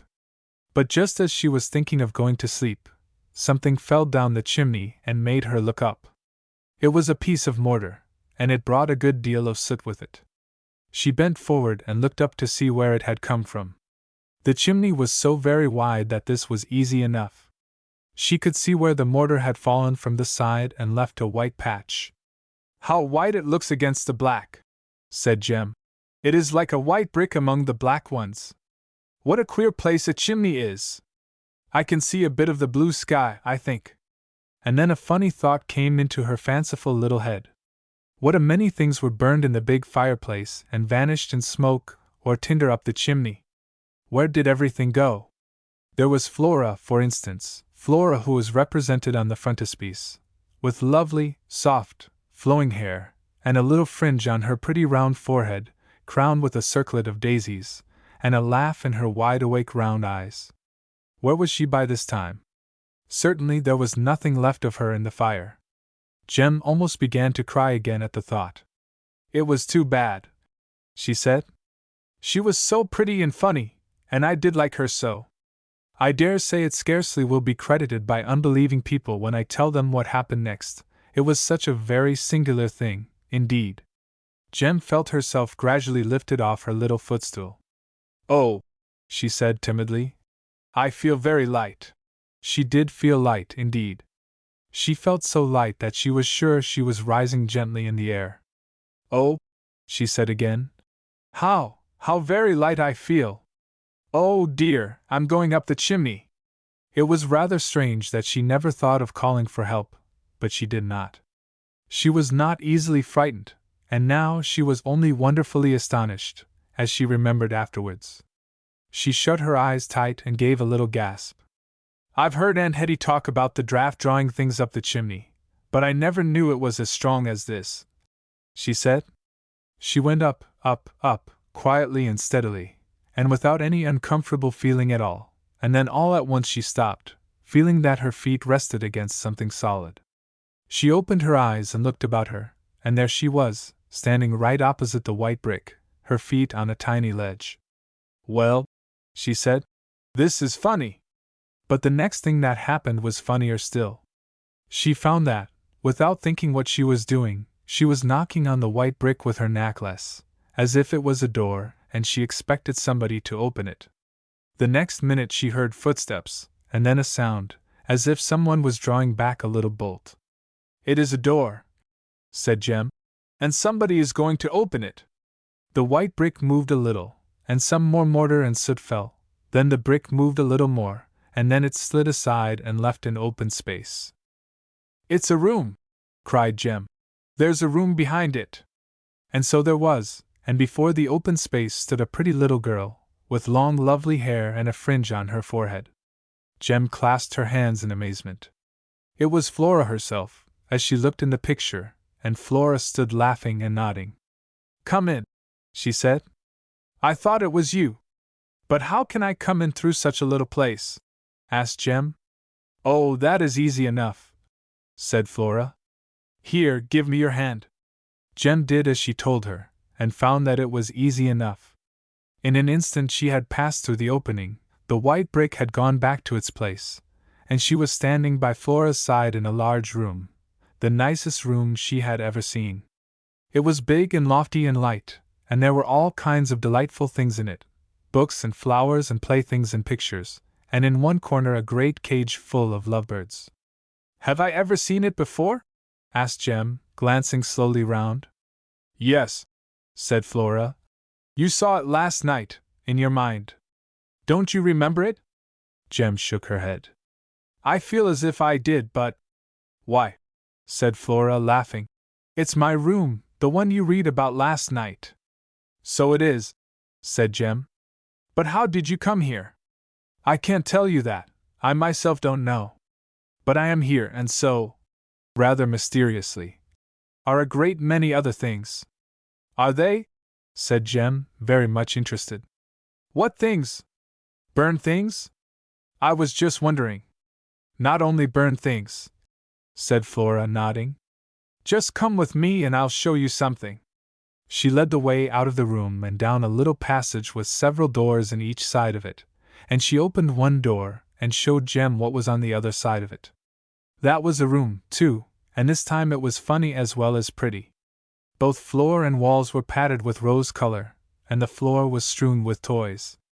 There were big soft balls, rattles, horses, woolly dogs, and a doll or so. There was one low cushioned chair and a low table. You can come in, said a shrill little voice behind the door. Only mind you don't tread on things. What a funny little voice, said Jem, but she had no sooner said it than she jumped back. The owner of the voice, who had just come forward, was no other than Baby. Why, exclaimed Jem, beginning to feel frightened, I left you fast asleep in your crib.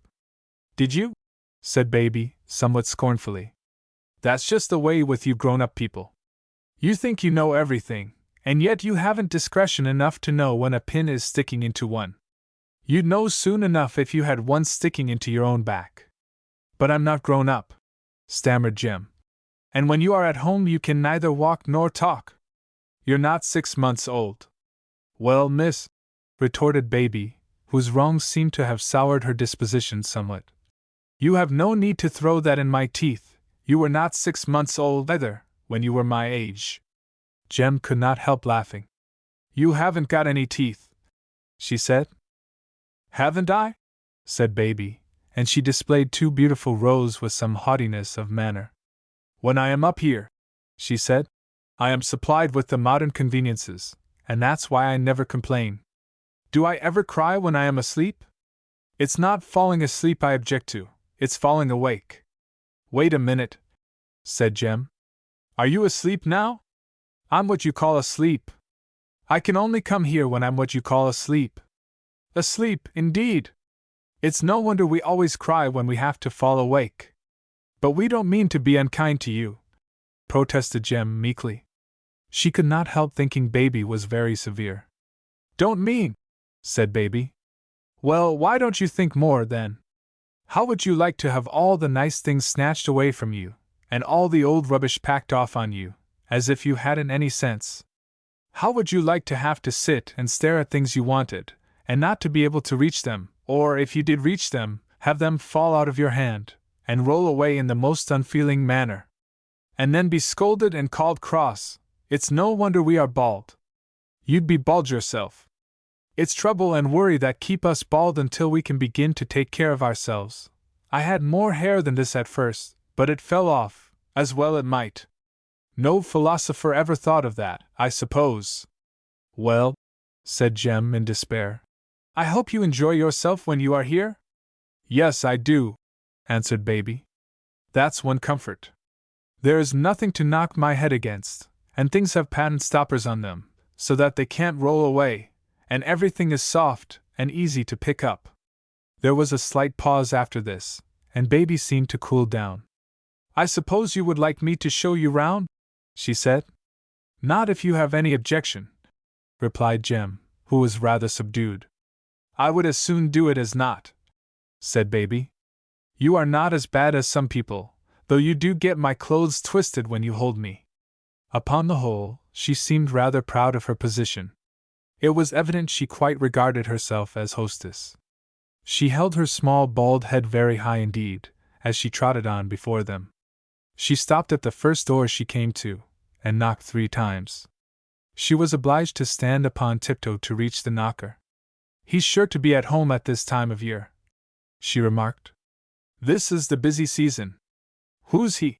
Inquired Jem. But Flora only laughed at Miss Baby's consequential air.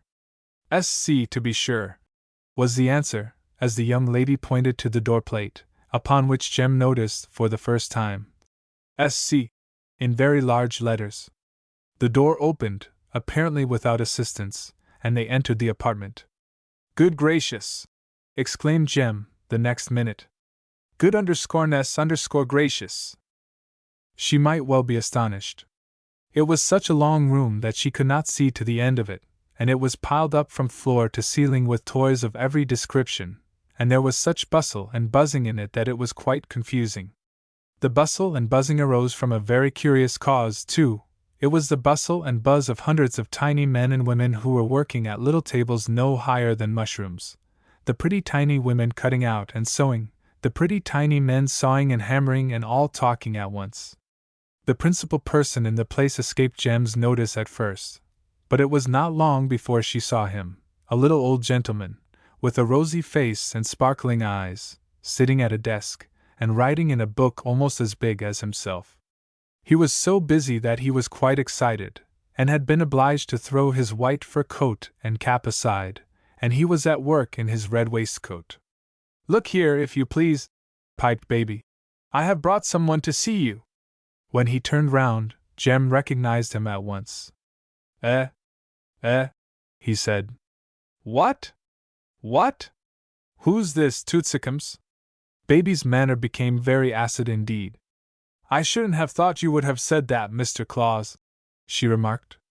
"I can't help myself down below, but I generally have my rights respected up here. I should like to know what sane godfather or godmother would give one the name of Tootsicums in one's baptism. They are bad enough, I must say, but I never heard of any of them calling a person Tootsicums." Come, said S.C., chuckling comfortably and rubbing his hands. "Don't be too dignified, it's a bad thing. And don't be too fond of flourishing your rights in people's faces, that's the worst of all, Miss Midget. Folks who make such a fuss about their rights turn them into wrongs sometimes." Then he turned suddenly to Jem. "You are the little girl from down below," he said. "Yes, sir," answered Jem.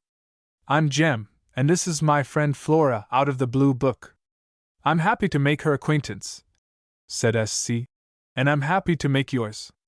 You are a nice child, though a trifle peppery. I'm very glad to see you." "I'm very glad indeed to see you, sir," said Jem. "I wasn't quite sure." But there she stopped, feeling that it would be scarcely polite to tell him that she had begun of late years to lose faith in him. But S.C. only chuckled more comfortably than ever and rubbed his hands again. Illustration. He said. What?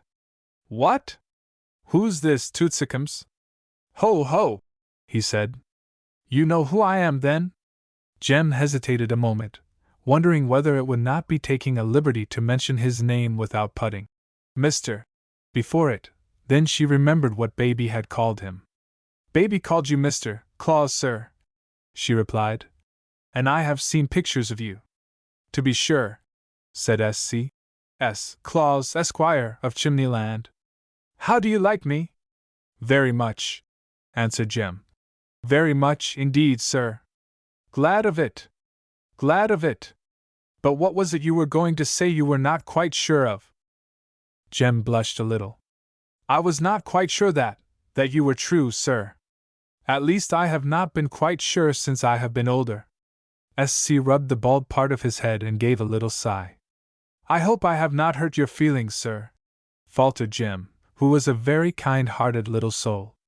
"Well, no," said S.C. "Not exactly. And it is not your fault either. It is natural, I suppose. At any rate, it is the way of the world. People lose their belief in a great many things as they grow older, but that does not make the things not true, thank goodness. And their faith often comes back after a while. But bless me," he added briskly, "I'm moralizing, and who thanks a man for doing that? Suppose black eyes or blue, sir?" said a tiny voice close to them. Jem and Flora turned round, and saw it was one of the small workers who was asking the question. "Whom for?" inquired S.C. "Little girl in the red brick house at the corner," said the workwoman. "Name of Bertie." "Excuse me a moment," said S.C. to the children, and he turned to the big book and began to run his fingers down the pages in a businesslike manner. "Ah! Here she is!" he exclaimed at last. Blue eyes, if you please, Thistle, and golden hair. And let it be a big one. She takes good care of them. Yes, sir, said Thistle. I am personally acquainted with several dolls in her family. I go to parties in her doll's house sometimes when she is fast asleep at night, and they all speak very highly of her. She is most attentive to them when they are ill. In fact, her pet doll is a cripple, with a stiff leg. She ran back to her work and SC finished his sentence. Suppose I show you my establishment, he said. Come with me. It really would be quite impossible to describe the wonderful things he showed them. Jem's head was quite in a whirl before she had seen one half of them, and even Baby condescended to become excited. There must be a great many children in the world, Mr. Claus, ventured Jem. Yes, millions of 'em, bless 'em, said SC, growing rosier with delight at the very thought. We never run out of them, that's one comfort. There's a large and varied assortment always on hand. Fresh ones every year, too, so that when one grows too old there is a new one ready. I have a place like this in every 12th chimney. Now it's boys, now it's girls, always one or t'other, and there's no end of playthings for them, too, I'm glad to say. For girls, the great thing seems to be dolls. Blitzen! What comfort they do take in dolls! But the boys are for horses and racket. They were standing near a table where a worker was just putting the finishing touch to the dress of a large wax doll, and just at that moment, to Jem's surprise, she set it on the floor, upon its feet, quite coolly. Thank you, said the doll politely. Jem quite jumped. You can join the rest now and introduce yourself, said the worker. The doll looked over her shoulder at her train. It hangs very nicely, she said. I hope it's the latest fashion. Mine never talk like that, said Flora. My best one could only say Mama, and it said it very badly, too. She was foolish for saying it at all, remarked the doll haughtily. We don't talk and walk before ordinary people. We keep our accomplishments for our own amusement, and for the amusement of our friends. If you should chance to get up in the middle of the night sometime, or should run into the room suddenly some day, after you have left it, you might hear, but what is the use of talking to human beings? You know a great deal, considering you are only just finished, snapped Baby, who really was a Tartar. I was finished, retorted the doll. I did not begin life as a baby, very scornfully. Pooh, said Baby. We improve as we get older. I hope so indeed, answered the doll. There is plenty of room for improvement. And she walked away in great state. SC looked at Baby and then shook his head. I shall not have to take very much care of you, he said, absent-mindedly. You are able to take pretty good care of yourself. I hope I am, said Baby, tossing her head. SC gave his head another shake. Don't take too good care of yourself, he said. That's a bad thing, too. He showed them the rest of his wonders, and then went with them to the door to bid them good-bye. I am sure we are very much obliged to you, Mr. Claus, said Jem gratefully. I shall never again think you are not true, sir. SC patted her shoulder quite affectionately. That's right, he said. Believe in things just as long as you can, my dear. Goodbye until Christmas Eve. I shall see you then, if you don't see me. He must have taken quite a fancy to Jem, for he stood looking at her, and seemed very reluctant to close the door, and even after he had closed it, and they had turned away, he opened it a little again to call to her. Believe in things as long as you can, my dear. How kind he is! Exclaimed Jem, full of pleasure. Baby shrugged her shoulders. Well enough in his way, she said, but rather inclined to prose and be old-fashioned. Jem looked at her, feeling rather frightened, but she said nothing. Baby showed very little interest in the next room she took them to. I don't care about this place, she said, as she threw open the door. It has nothing but old things in it. It is the nobody-knows-where room. She had scarcely finished speaking before Jem made a little spring and picked something up. Here's my old strawberry pincushion, she cried out. And then, with another jump and another dash at 2 or 3 other things. And here's my old fairy book. And here's my little locket I lost last summer. How did they come here? They went nobody knows where, said Baby. And this is it. But cannot I have them again? Asked Jem. No, answered Baby. Things that go to nobody knows where stay there. Oh, sighed Jem. I am so sorry. They are only old things, said Baby. But I like my old things, said Jem. I love them. And there's Mother's needle case. I wish I might take that. Her dead little sister gave it to her, and she was so sorry when she lost it. People ought to take better care of their things, remarked Baby. Jem would have liked to stay in this room and wander about among her old favorites for a long time, but Baby was in a hurry. You'd better come away, she said. Suppose I was to have to fall awake and leave you? The next place they went into was the most wonderful of all. This is the wish room, said Baby. Your wishes come here, yours and Mother's, and Aunt Hetty's and Father's and mine. When did you wish that? Each article was placed under a glass shade, and labeled with the words and name of the wishers. Some of them were beautiful, indeed, but the tall shade Baby nodded at when she asked her question was truly alarming, and caused Jem a dreadful pang of remorse. Underneath it sat Aunt Hetty, with her mouth stitched up so that she could not speak a word, and beneath the stand was a label bearing these words, in large black letters. I wish Aunt Hetty's mouth was sewed up, Jem. Oh dear! Cried Jem, in great distress. How it must have hurt her! How unkind of me to say it! I wish I hadn't wished it. I wish it would come undone. She had no sooner said it than her wish was gratified. The old label disappeared and a new one showed itself, and there sat Aunt Hetty, looking herself again, and even smiling. Jem was grateful beyond measure, but Baby seemed to consider her weak-minded. It served her right, she said. But when, after looking at the wishes at that end of the room, they went to the other end, her turn came. In one corner stood a shade with a baby under it, and the baby was Miss Baby herself, but looking as she very rarely looked. In fact, it was the brightest, best-tempered baby one could imagine. I wish I had a better-tempered baby. Mother, was written on the label. Baby became quite red in the face with anger and confusion. That wasn't here the last time I came, she said. And it is right down mean in Mother. This was more than Jem could bear. It wasn't mean, she said. She couldn't help it. You know you are a cross baby, everybody says so. Baby turned 2 shades redder. Mind your own business, she retorted. It was mean, and as to that silly little thing being better than I am, turning up her small nose, which was quite turned up enough by nature, I must say I don't see anything so very grand about her. So there!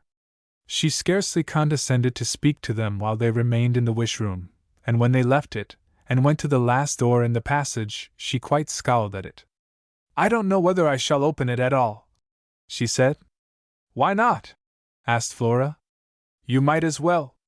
It is the lost pin room, she said. I hate pins. She threw the door open with a bang, and then stood and shook her little fist viciously. The room was full of pins, stacked solidly together. There were hundreds of them, thousands, millions it seemed. I'm glad they are lost, she said. I wish there were more of them there. I didn't know there were so many pins in the world, said Jem. Pooh, said Baby. Those are only the lost ones that have belonged to our family. After this they went back to Flora's room and sat down, while Flora told Jem the rest of her story. Oh, sighed Jem, when she came to the end. How delightful it is to be here! Can I never come again? In one way you can, said Flora. When you want to come, just sit down and be as quiet as possible, and shut your eyes and think very hard about it. You can see everything you have seen today, if you try. Then I shall be sure to try, Jem answered. She was going to ask some other question, but Baby stopped her. Oh, I'm falling awake, she whimpered crossly, rubbing her eyes. I'm falling awake again. And then, suddenly, a very strange feeling came over Jem. Flora and the pretty room seemed to fade away, and without being able to account for it at all, she found herself sitting on her little stool again, with a beautiful scarlet and gold book on her knee, and her mother standing by laughing at her amazed face. As to Miss Baby, she was crying as hard as she could in her crib. "Mother!" Jem cried out. "Have you really come home so early as this, and," rubbing her eyes in great amazement. "How did I come down? Don't I look as if I was real?" said her mother, laughing and kissing her. "And doesn't your present look real? I don't know how you came down, I'm sure. Where have you been?" Jem shook her head very mysteriously. She saw that her mother fancied she had been asleep, but she herself knew better. "I know you wouldn't believe it was true if I told you," she said. "I have been behind the white brick.